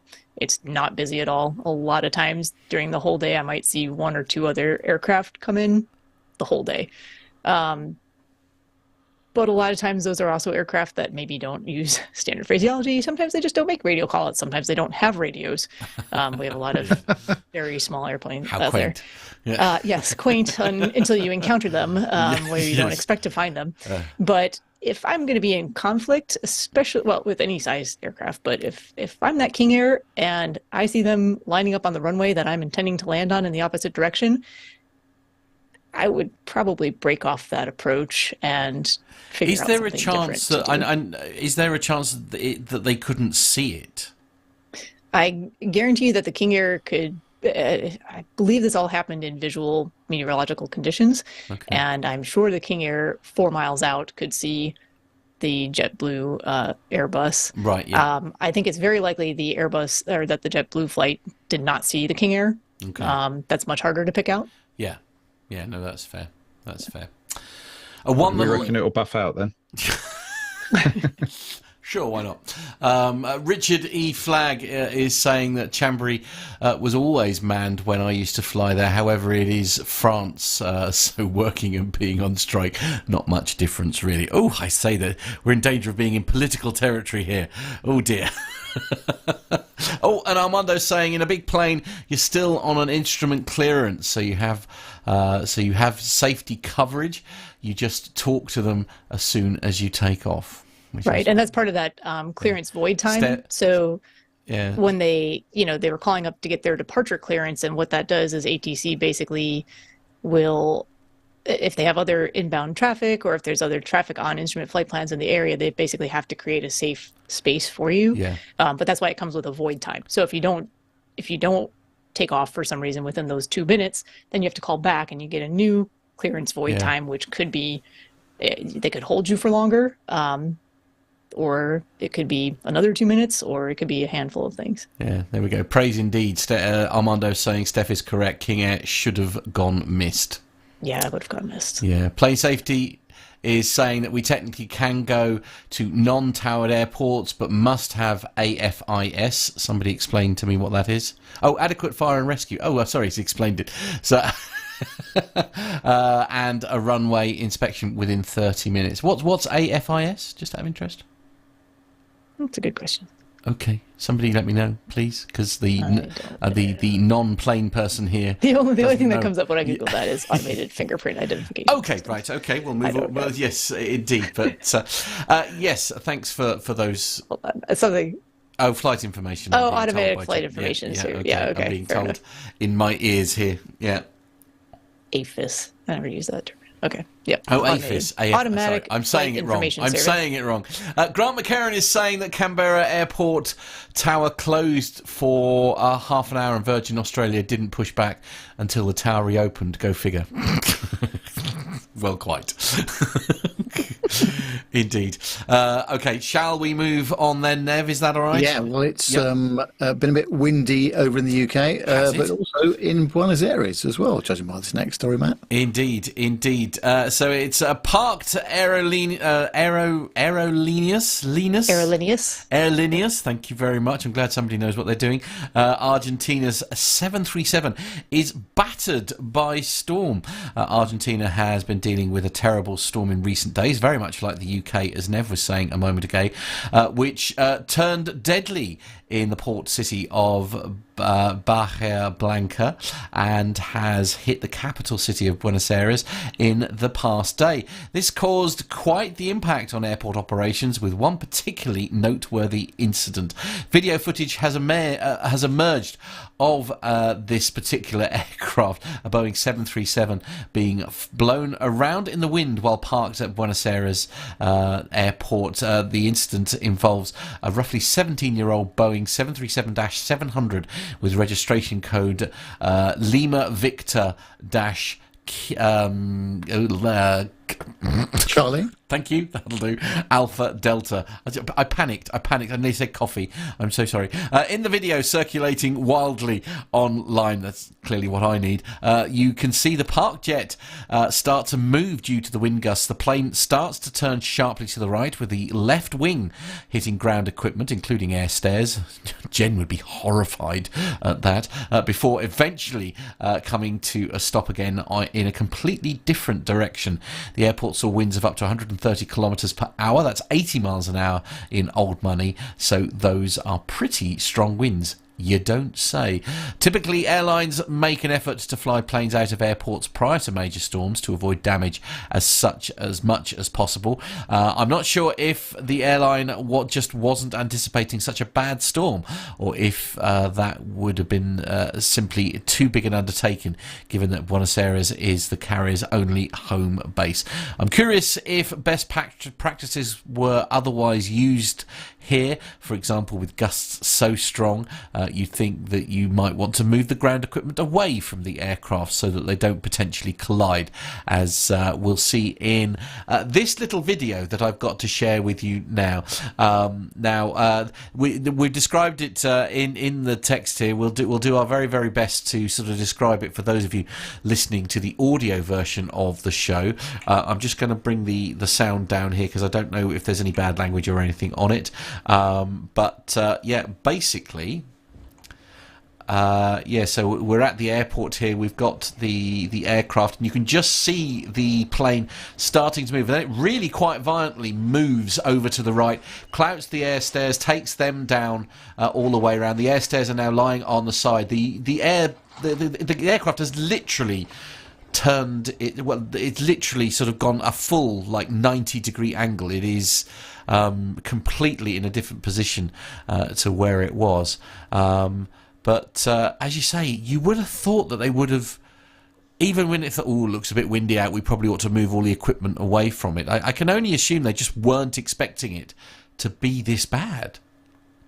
Yeah, also the rudders on these aircraft as well. I mean, it acts like a very good sail, and once it starts going, it's quite difficult to stop it unless it's all well chocked. And in fact, in some instances, they'll park the aircraft into wind as well. I've certainly been into, I forget which airport it was in Oslo, or Norway. Yeah, it was Norway somewhere, where it's the same situation.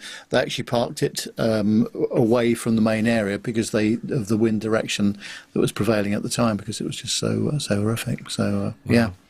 I'm wondering if chocks would have avoided this, though. The fact that it was able to rotate seemingly quite easily. Yes. And with speed. That's the thing. I mean, once the wind had got under it, that was gone. I mean, it's not like it had a light nudge, was it? I mean, it just... Yeah, and I mean, what is a 737? It's about 70 tons, I think. Yeah.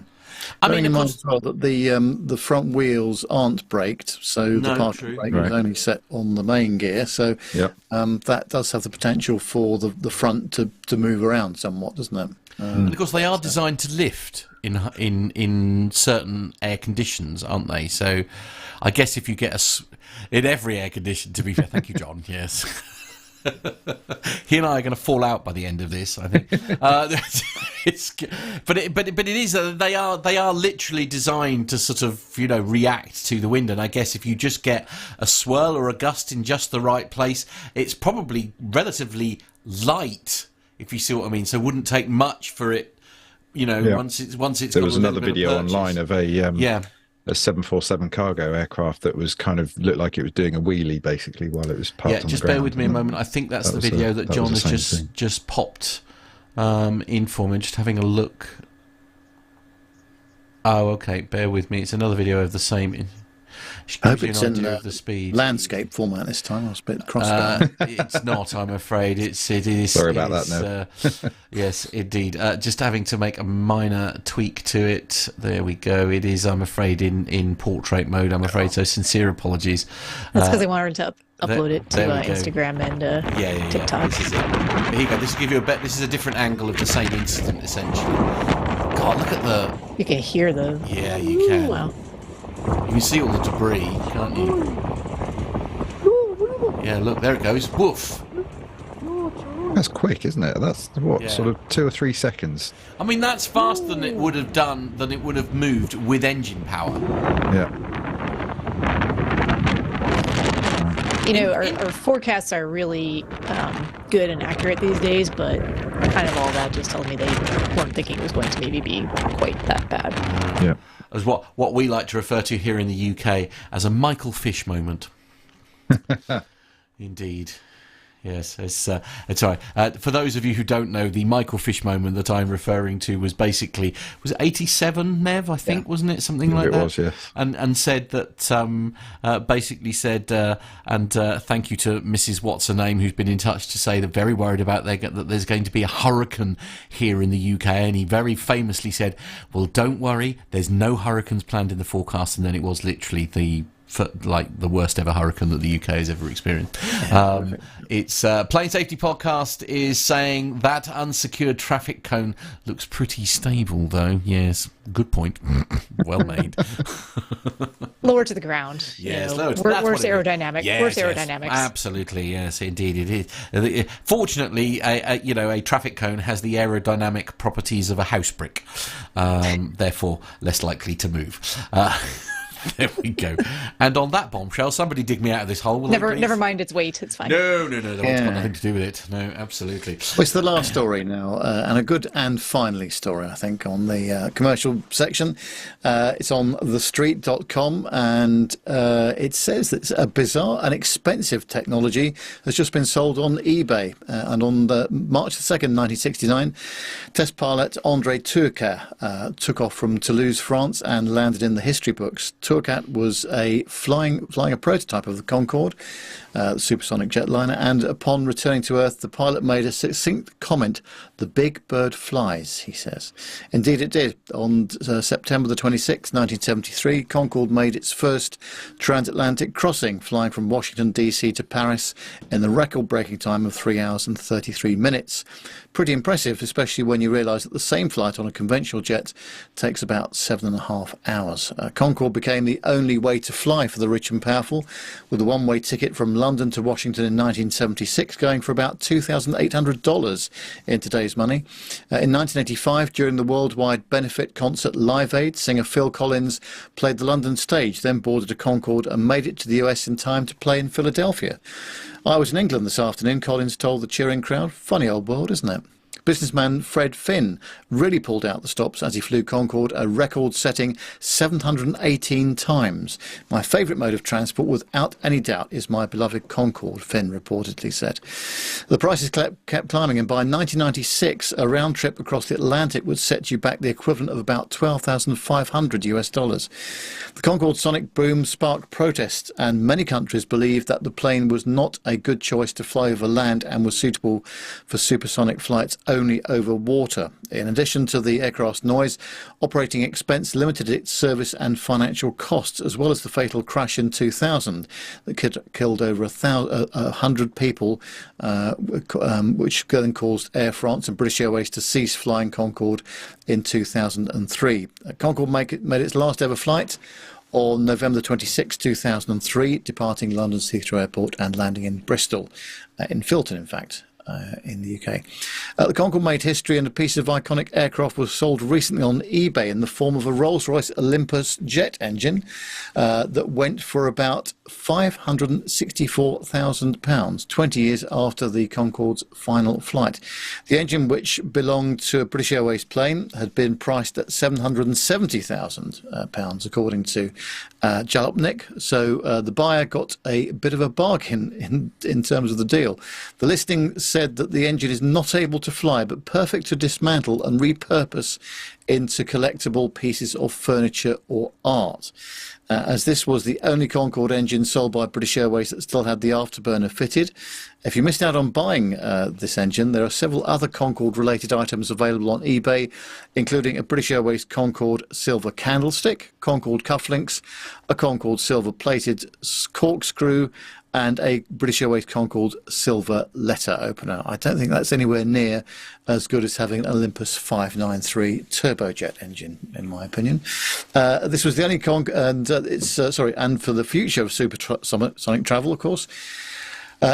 American Airlines announced last year that it planned to put down a deposit to purchase 20 of the supersonic jets, with the option to buy up to 20 more from the privately owned company Boom Supersonic. And in August, NASA said in a blog post that it investigated the business case for supersonic passenger air travel aboard aircraft that could theoretically travel between Mach 2 and Mach 4. The space agency said it's also developing a quiet supersonic aircraft known as the X-59 as part of its Quest mission.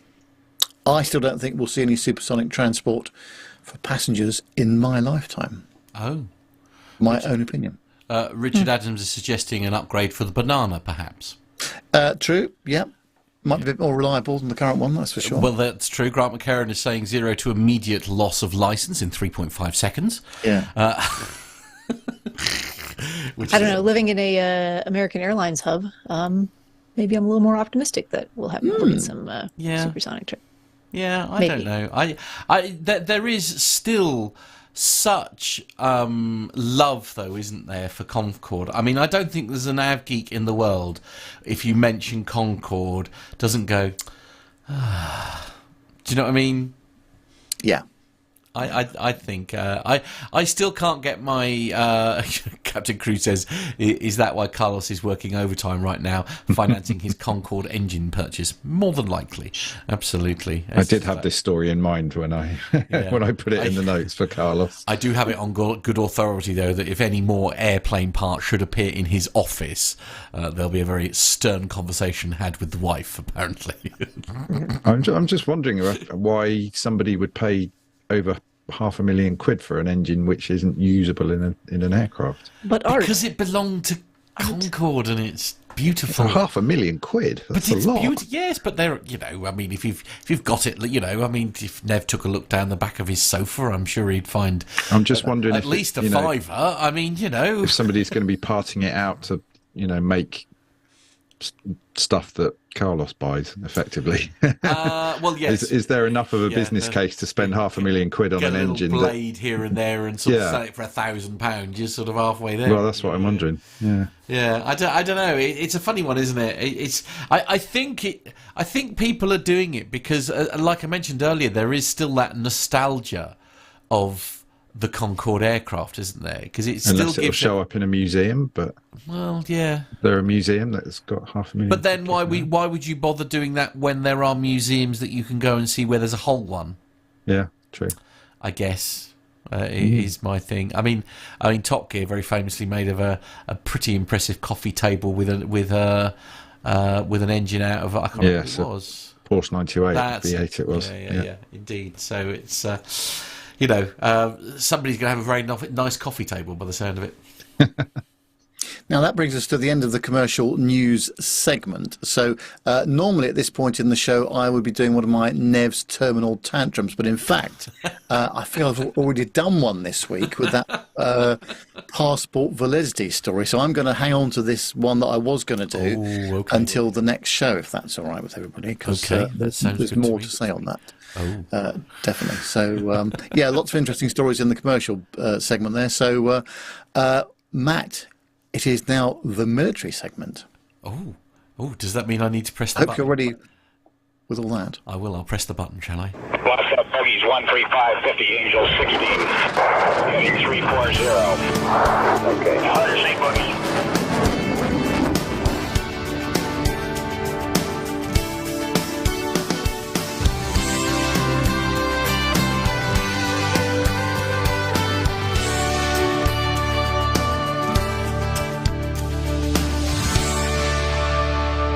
And taking a look at the first military story then for this week, and the headline from apnews.com is US military grounds entire fleet of Osprey aircraft following a deadly crash off the coast of Japan.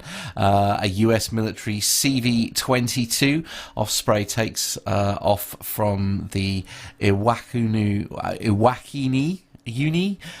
base in western Japan on the 4th of July 2018. Japanese and American military divers have spotted what could be the remains of a US Air Force Osprey aircraft that crashed last week off the southwestern Japan and several of the 6 crew members who are still missing. Local media reports on the 4th of December. The military announced late Wednesday it was grounding all of its Osprey V-22 helicopters 1 week after 8 Air Force Special Operations Command Service members died in a crash off the coast of Japan.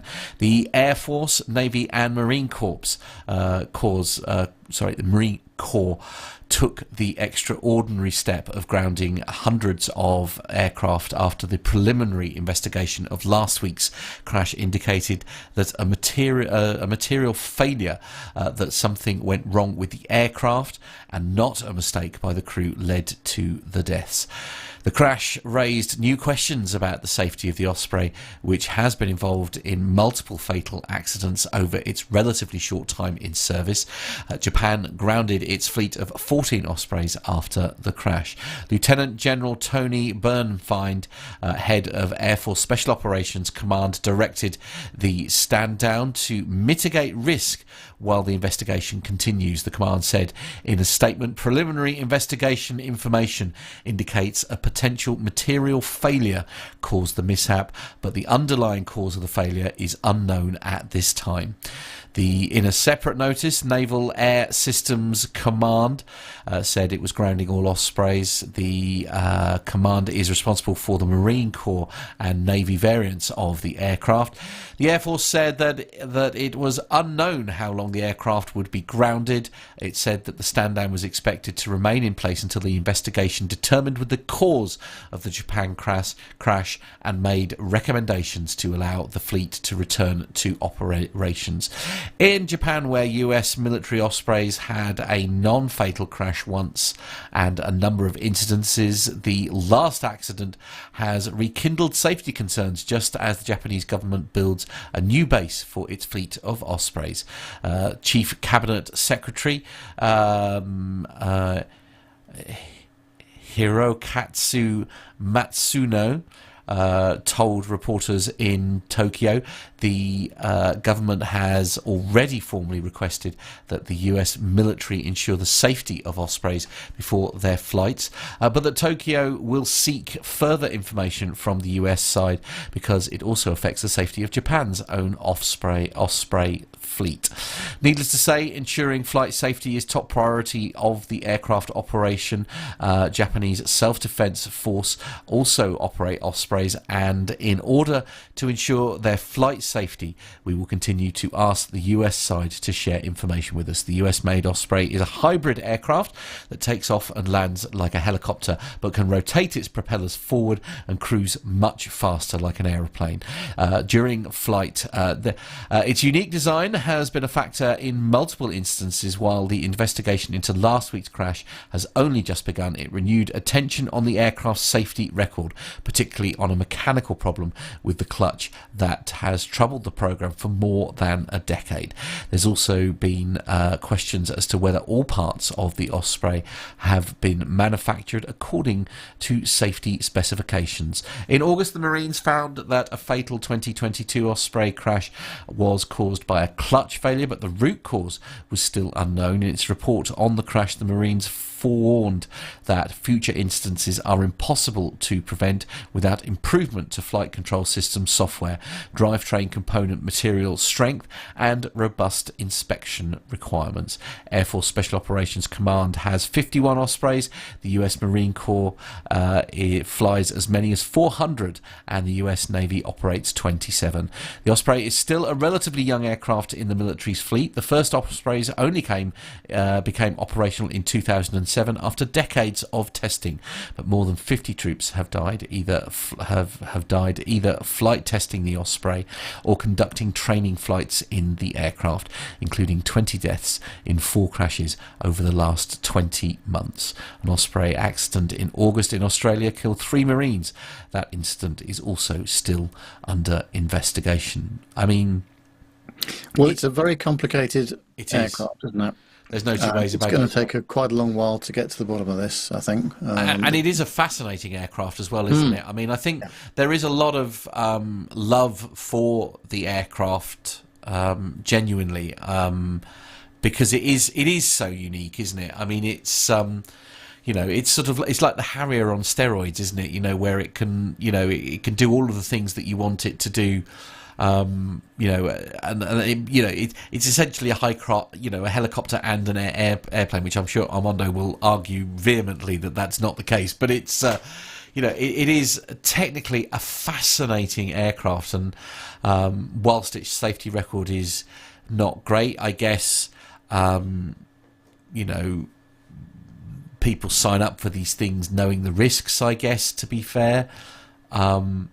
And it is a fascinating aircraft, isn't it? It's such a unique aircraft, and I hope that they can get to the bottom of all this and get to sort of sort it all out, really, because it's certainly one that I don't think we should lose from the skies, just because of its sheer unique, operational, capabilities, I think, as well. Micah is saying that you need to remember the V-22 is a brand new technology, the first and only aircraft of its kind. You need to expect that there are going to be some teething problems, which is fair. It is.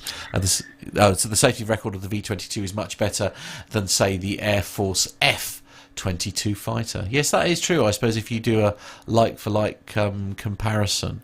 Be interesting to look at the stats on the 2 aircraft there, Nev. Yes, absolutely. Yeah. Now, next one's you, Steph. Now, we always hear about trying to recruit pilots into the Air Force, but also to retain them as well. It's quite an interesting story, isn't it? Sorry, unmute myself. I was trying to sorry. stealthily sip my soda earlier without making a lot of noise. We certainly talk about this a lot more on the commercial side of things, especially with pilot shortages, but no doubt that extends over to the military side of things. This story from simpleflying.com, headline, U.S. Air Force offering $600,000 bonus to encourage pilots to stay longer. In a bid to keep hold of its skilled pilots and address ongoing pilot shortages, the U.S. Air Force has introduced a retention bonus worth up to $600,000 US. The scheme will be in place until 2028 and will be in addition to a number of non-financial incentives, such as offering pilots more say in where they are based and which assignments they are given. The bonuses range from $15,000 to $50,000 per year, with the total amount dependent on aircraft type and the length of the contract extension. For example, a pilot that signs up for an additional 3 or 4 years could expect to receive up to $35,000 per year in bonuses, while those agreeing to 12 years, the amount could reach $50,000 per year. The scheme is primarily aimed at manned aircraft and drone pilots, combat system operators, and air battle managers, according to the Air Force Times. The offering has proven popular so far, with 210 contract extensions signed in the first 10 days. In order to fund the bonuses, the U.S. Air Force is asking Congress for a further $250 million. Speaking about the logic behind the scheme, Major General Adrian Spain, Training and Readiness Director at the U.S. Air Force, said, "The requirements to preserve critical skills in our Air Force has never been more important. Retaining these professional aviators' experience and expertise is imperative in order to outpace future challenges." Other financial incentives in the pipeline include paying pilots working in remote locations, such as the Creech Air Force Base in Nevada, an additional $3,000 per year to cover the additional costs of commuting and childcare. And the Air Force Times is reporting that around 21,000 pilots are needed to fully support the U.S. Air Force's work, but there are currently only around 19,000 across the country. Therefore, in addition to retaining its talent, initial recruitment numbers also need to be addressed. Back in September of this year, the U.S. Air Force revealed that it had missed its annual target of recruiting 1,500 new pilots for the 8th year in a row. In the past 12 months, just 1,350 pilots have started their training, with a lack of pilot trainers also to blame for the shortfall. It is hoped that the non-financial incentives, such as being able to move to their preferred location, will also help to make the overall U.S. Air Force offering more attractive to prospective pilots. In order to qualify for the non-financial elements of the package, pilots must sign up for at least a 4-year contract extension. So, yeah, I mean, this kind of mimics or sounds very similar to what's happening on the commercial side of things with some of the pilot shortage stuff we've seen over the past few years. On the commercial side, I'm a little more familiar with it. Definitely a lot right now about bonuses, especially for direct entry captains, because there's much more of a shortage there than there is on the first officer side of things.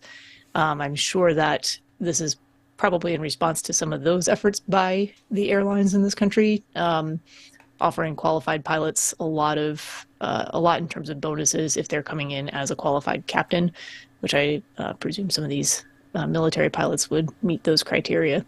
So, yeah, everyone's got to keep up with the, what's going on with the shortages. Yeah, absolutely. Yeah, and it's not, as you say, it's not just the commercial sector at the end of the day, isn't it? It's sort of pilots across the board is where this shortage is. Sure. Mm-hmm. Yeah, indeed. Well, that brings us to the end of the military segment of the show. So next up is the winners from, I say last week's competition. This is going back a couple of weeks now, due to various things that have happened in between time. You'll remember that the prize is 30 Seconds to Impact, which is an excellent book written by Peter and Maria Burkill. Peter was, if you remember, the captain on British Airways Flight 38 from Beijing to Heathrow on the 17th of January 2008 and just crashed short of the runway. So our question was, how was Captain Peter Burkill able to extend the glide of the aircraft so that it didn't impact the ground before the perimeter fence on runway 27 left at Heathrow?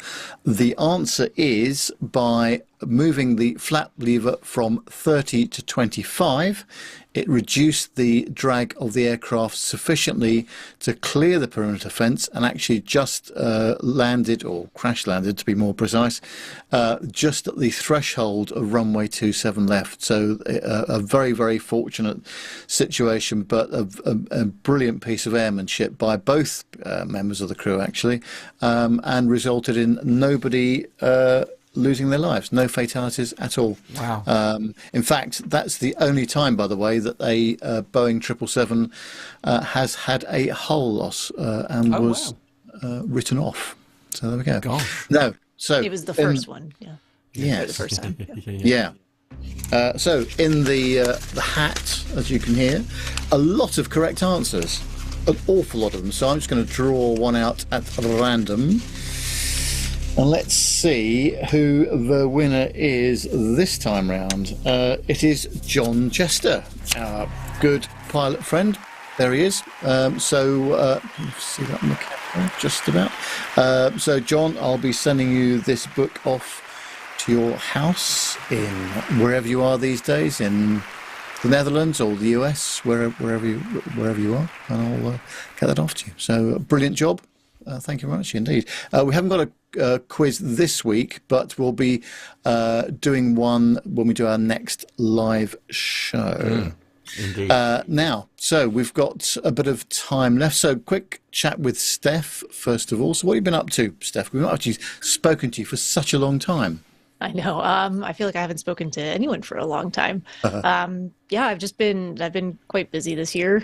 Most of it comes down to work. It's just volume wise has been quite busy at the day job. So, Monday through Friday, kind of 7:30 to 5 p.m. most days. It doesn't leave a lot of time for stuff afterwards. So just trying to coordinate schedules has been busy, but it wouldn't be me doing what I do without some travel and some races and a few things in here and there where I can find the time for it. So just thinking about the fall of this past year, a couple of marathons.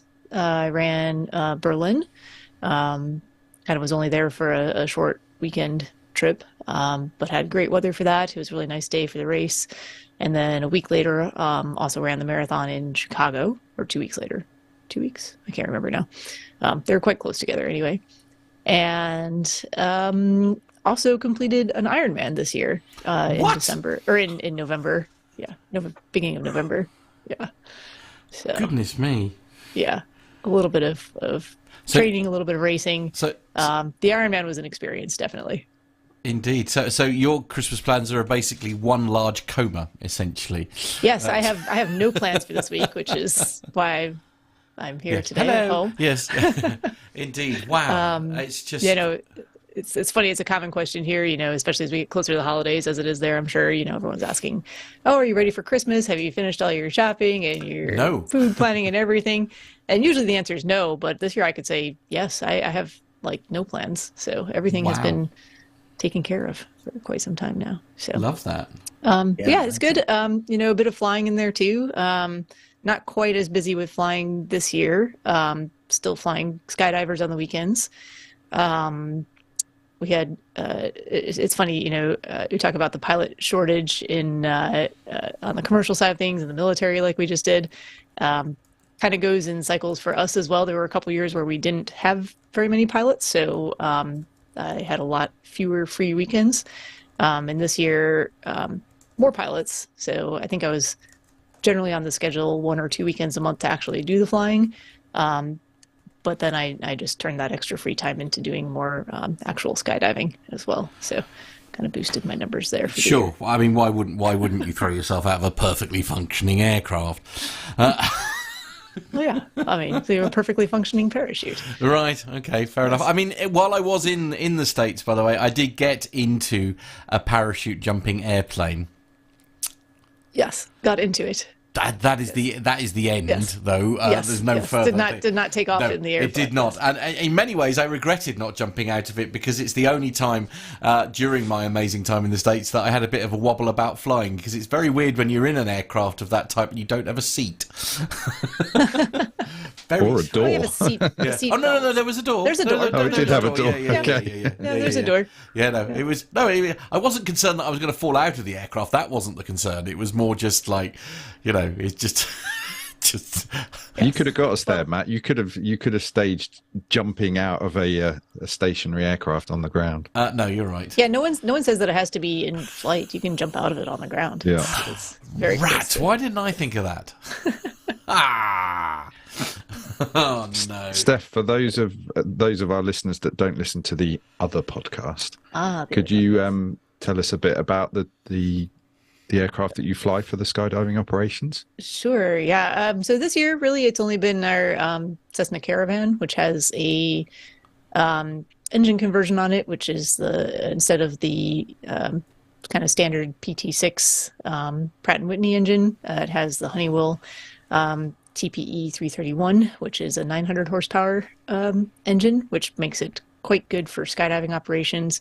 We're basically able to get up to altitude, which we conduct jump operations from 14,000 feet on average in about 14 minutes or so. So it's really fun to fly. It's very responsive. We do a lot of flying in it. On a nice summer day, I think I've done 30 loads of skydivers in one day. Oh, wow. Yeah, basically sunrise to, actually that was the day where it was sunrise to sunset, and then we did 2 loads of night jumps as well. So 28 during the day and 2 at night I did this year. Lots of fun, busy, fast-paced environment. We have a Twin Otter, which I think is not going to be around too much longer, but that was a great aircraft to fly as well. Haven't flown that one since March, but maybe I'll get to fly it one last time before it's sold. But kind of reality of things, it's an older aircraft, just cost-wise, not going to be as cost-effective over time, both for operational reasons and repair reasons and maintenance. So I think the decision has been made to move towards just operating the Caravans, which are a little bit, they're just easier all around, more cost-effective. That's cool. So what was your background in terms of getting trained and moving into doing that as a kind of a job that isn't your job? A job that isn't my job. Yeah, that was a product of some of the COVID pandemic years, believe it or not. I know the guys kind of alluded to how much traveling I used to do, or still do, a fair amount of, but certainly from probably 2013 and straight through 2020, I was taking a number of international trips per year and doing a little bit of flying on the side, but that was all just for my own personal enjoyment, mostly private pilot stuff, even though I was kind of going through and getting all my ratings over time. So during those years, I'd already had my private pilot certificate. I got my instrument rating. I got my commercial license here, multi-engine. And then I just kind of had them and wasn't doing much with them other than renting an aircraft from the local flight school occasionally and going for $100 hamburger, as we call it here. But 2020 came around and all of a sudden I wasn't traveling anywhere anymore. And because I was doing some skydiving as well, I was in close contact and good friends with the folks down there. And they said, well, hey, you have got all these ratings. Do you want to at least start sitting right seat in some of the aircraft and getting familiar with our operations, and then maybe move into doing this if you enjoy it? So that's how that came about. Cool. Yeah. So I guess you were jumping out of the planes anyway, so it kind of made sense that you should fly them. It's I think it's not uncommon for jump pilots to have skydiving experience, but every single one of our jump pilots currently has quite a bit of skydiving experience, with myself probably being one of the least experienced skydivers. Sure. And you're quite experienced as a skydiver anyway. I've spent a lot of time in the sport, I'll say that. I think Matt's jump mind is number still... wise, I don't have as many as a lot of folks, but yes. Matt's mind is still blown by the fact that people would not only skydive, but skydive at night. Yeah, I have not made a night jump, but it seems like I'm usually the one flying the night jumps, so that's my excuse. Wow. Apparently it's quite easy to be kind of spooked by your shadow. I think it's someone like right there next to you in the lights. I mean, I'm happy people get enjoyment from it. What'd you say? I said I'm happy other people get enjoyment from it. That's fine. Yes. Yeah, well done, you. You do you, my friend. And it's I think one of my favorite things about that job is actually, because we do a lot of tandem jumps as well, is just hearing the conversations that happen in the airplane on the ride to altitude from folks who are about to do it for the first time. Those are always interesting to kind of eavesdrop on and listen to. Now, how long does that normally take to get up to altitude? So in our Caravan, it's about 14 minutes. Yeah. It's not a very long ride. I think you did already say we can do round trips generally in about 18 minutes. So 14 minutes up and another 4 minutes back down. Wow. So that's some pretty good rate of descent on the way down there. Yes. It's pretty quick. Did I mention I enjoyed the flight that I had with Armando in his lovely Cessna? That was a very pleasant experience. There was certainly no jumping out of that at 11,000 feet. So, it's fun flying. I enjoy it. It's one of those things. It's, even though the routine is kind of the same, it's dynamic in that every single flight we do is always going to be a little bit different too. We're in a pretty busy airspace, so there's a lot of coordination that happens with air traffic control, and we're basically sandwiched in between a couple of arrivals to the closest major international airport here. So we have to do a fair amount of communication and coordination with all of that, and we have a good relationship with everybody about it. And are you, in terms of the airspace that you're using, are you kind of flying up in a fairly tight spiral, so you're actually not deviating too far away from the airfield? We stay pretty close anyway. It's usually not a spiral, just because it's not as efficient generally. It depends a lot on what those arrivals that I mentioned are doing, and which direction the airport is landing, because they either land from the south or from the north, and if they're landing and departing to the south, that's more favorable for what we do, just they're farther away from where we're going to operate. But if they're landing to the north, then we have to coordinate a little bit more closely. Yeah, that's cool. Yeah. Mayman Mike is asking, by the way, what are the rules regarding oxygen at 14,000 feet? How long can you be there without oxygen? Yeah, so your pilots can be above 12,500 feet for no more than 30 minutes, and we don't actually go above 14, so we stop right before that. Above 14, pilots have to be on oxygen. Above 15, everybody has to be on oxygen. Wow. Okay. So that's the answer to that. Still a very silly hobby. It's a very, very silly hobby. Well, Steph, thank you very much indeed for spending your time with us. It's my pleasure. Like I said, great to hear all about what you've been up to and everything else. So it's been marvellous to speak with you again. So thank you very much indeed for spending your time with us. My thanks for the invite to join you guys this evening. It's always enjoyable, and I'm sorry it hasn't worked out to be here more frequently. There's always next year. Well, next year. Now, speaking of next year, we've got a few changes happening on the show, actually. One of the biggest ones is going to be, we've got, this is our last live show before the end of the year. So the next show you're going to get from us will be the Christmas show, and then we'll have a bit of a New Year's roundup of some of the things that have happened during this year. But the next live show we do will now be on a Wednesday at 7 o'clock UK time. So that's going to be a Wednesday from now on rather than the Friday. Various reasons for doing that, because of work commitments for all of us, but also, frankly speaking, at the end of the week we're all a bit tired, and it's becoming a bit difficult to do it all in the timescale that we've got on a Friday. So we're now going to be moving the show to a live show on Wednesdays at 7 p.m. UK time. So you have been warned, and we'll see how that goes. Maybe we'll get some more listeners and viewers as well. So we'll be monitoring that, see how it goes. And the normal podcast, by the way, will then be released on the Friday instead of the Sunday, basically. So we're moving it all back. Exactly right. Yes. One other thing we've got in the diary for next year, on the 1st and 2nd of March 2024, we are going to be at the Mobility and Drone Summit, which is going to be at the RDS Arena in Dublin.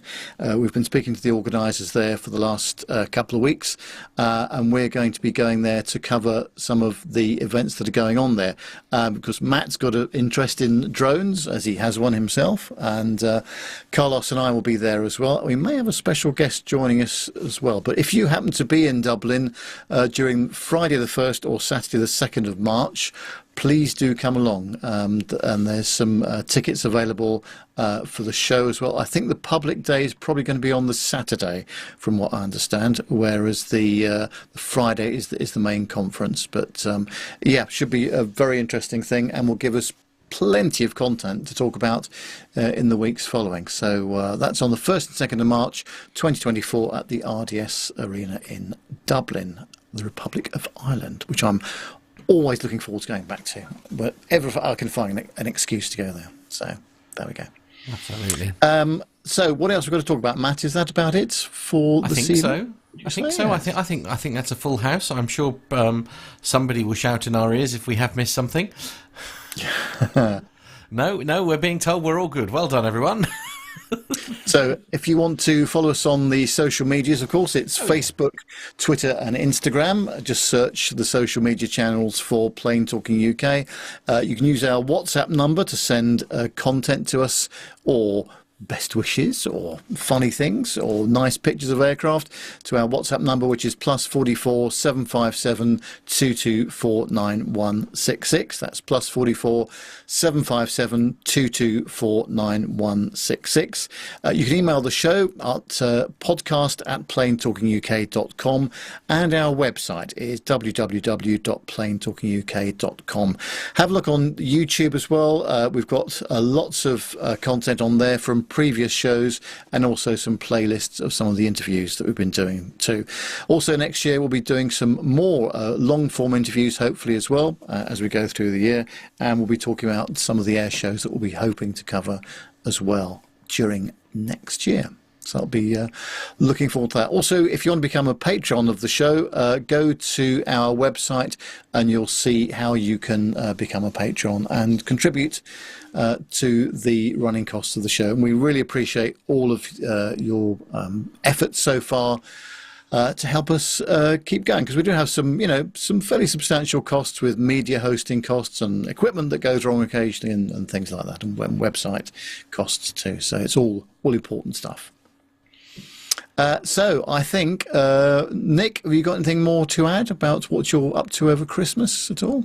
No, only to say, if people do want to email in, if they've got any interesting stories, that's always good, because it's nice to be able to add in listener content. But yeah, and thanks for everybody for listening this year. It's been a good year.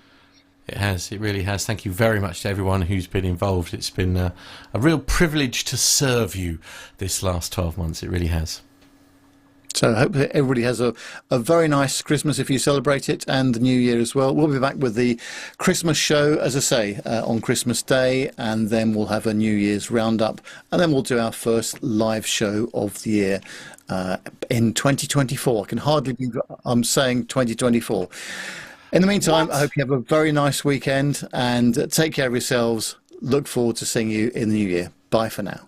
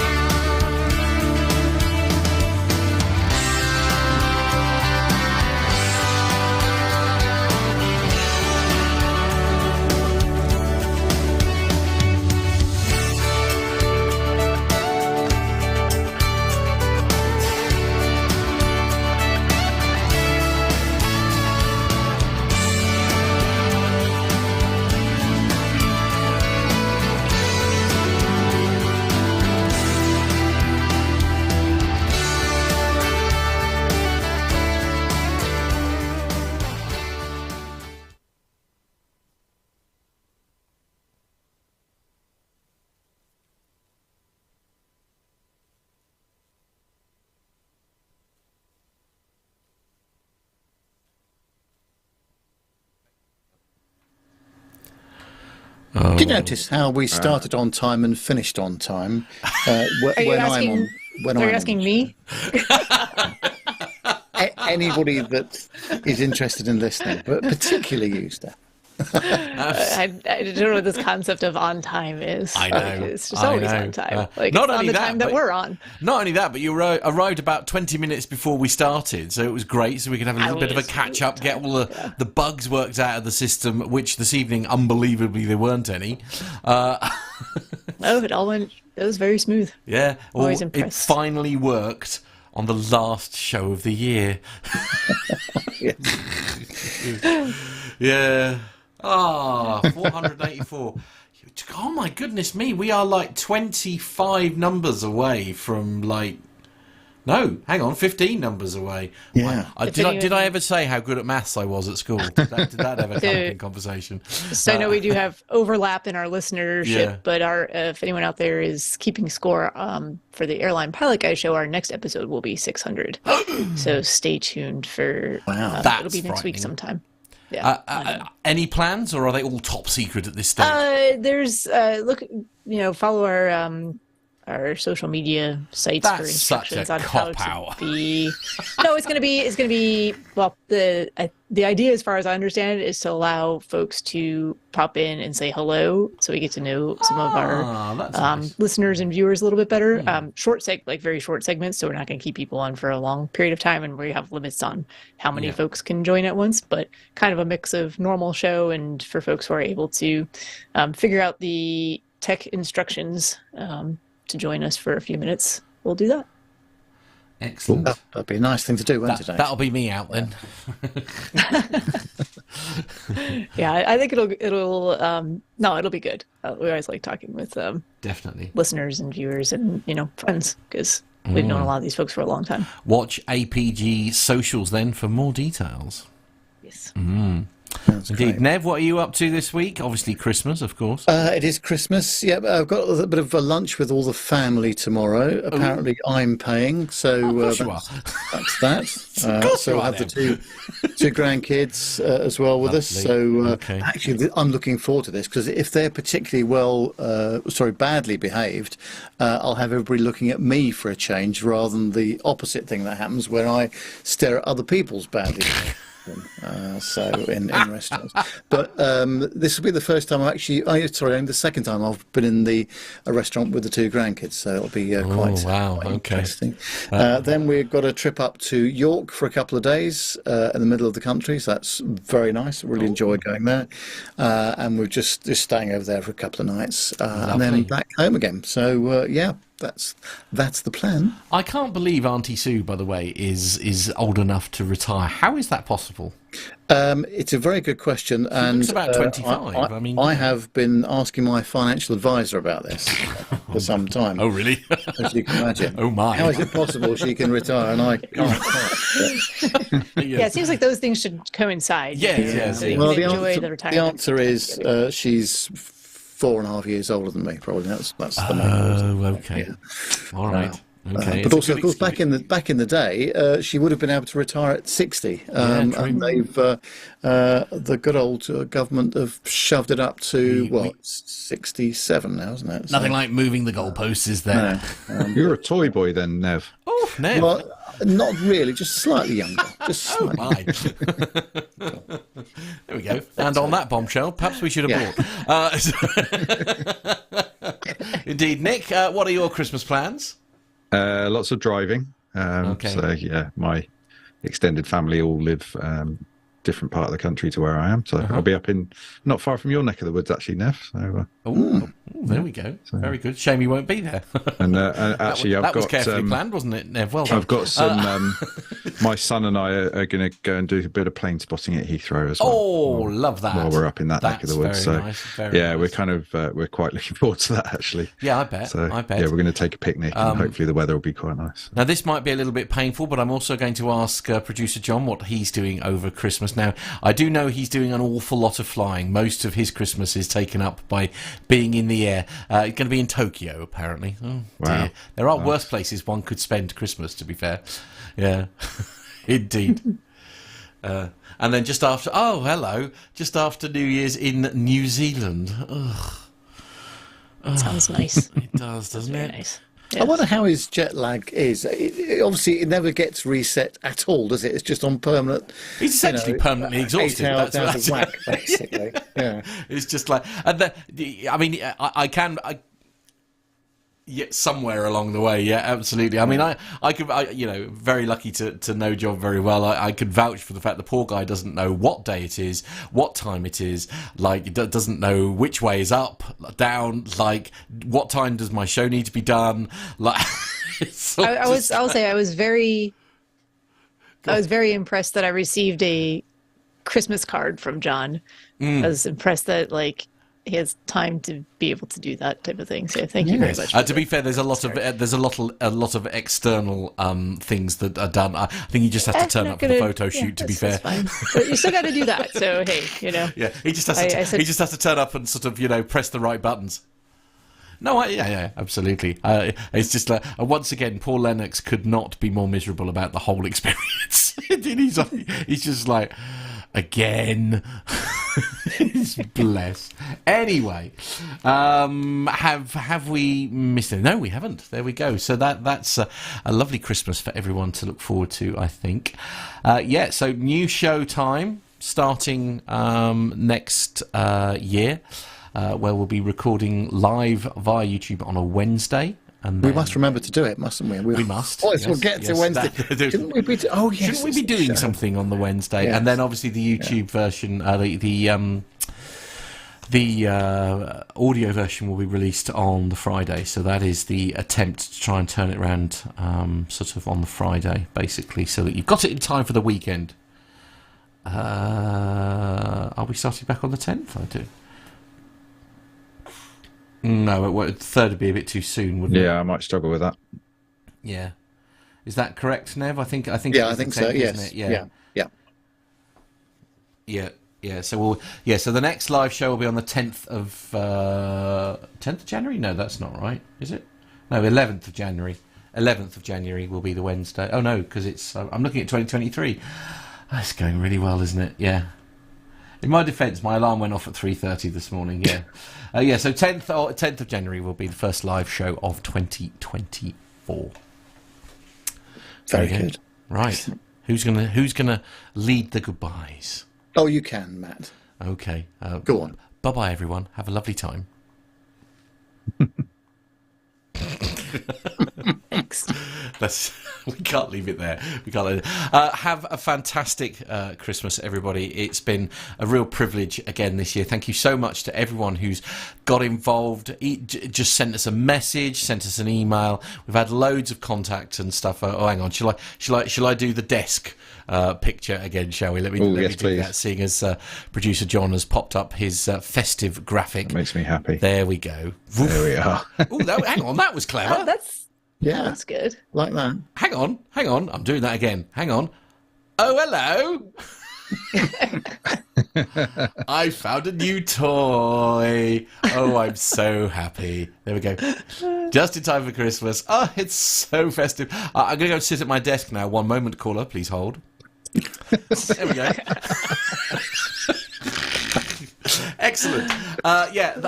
Sorry, serious for a moment. Guys, thank you so very much for all of your input this last 12 months. It's been a real privilege to produce content for you guys. Thank you to everyone who sent us a message, who sent us a text, who sent us a WhatsApp. The WhatsApp goes directly to Carlos now, by the way, who is much better at replying than I ever was. Do get in touch. Have an amazing... Have an absolutely amazing Christmas. I feel like we've all deserved a really good Christmas this year. I don't know about anybody else. Yes, yeah? I think so. Yes, and a break from the usual stuff. Yeah, absolutely. Indeed. Yeah, definitely the way forward. So it's a good night from me. It's a good night from them.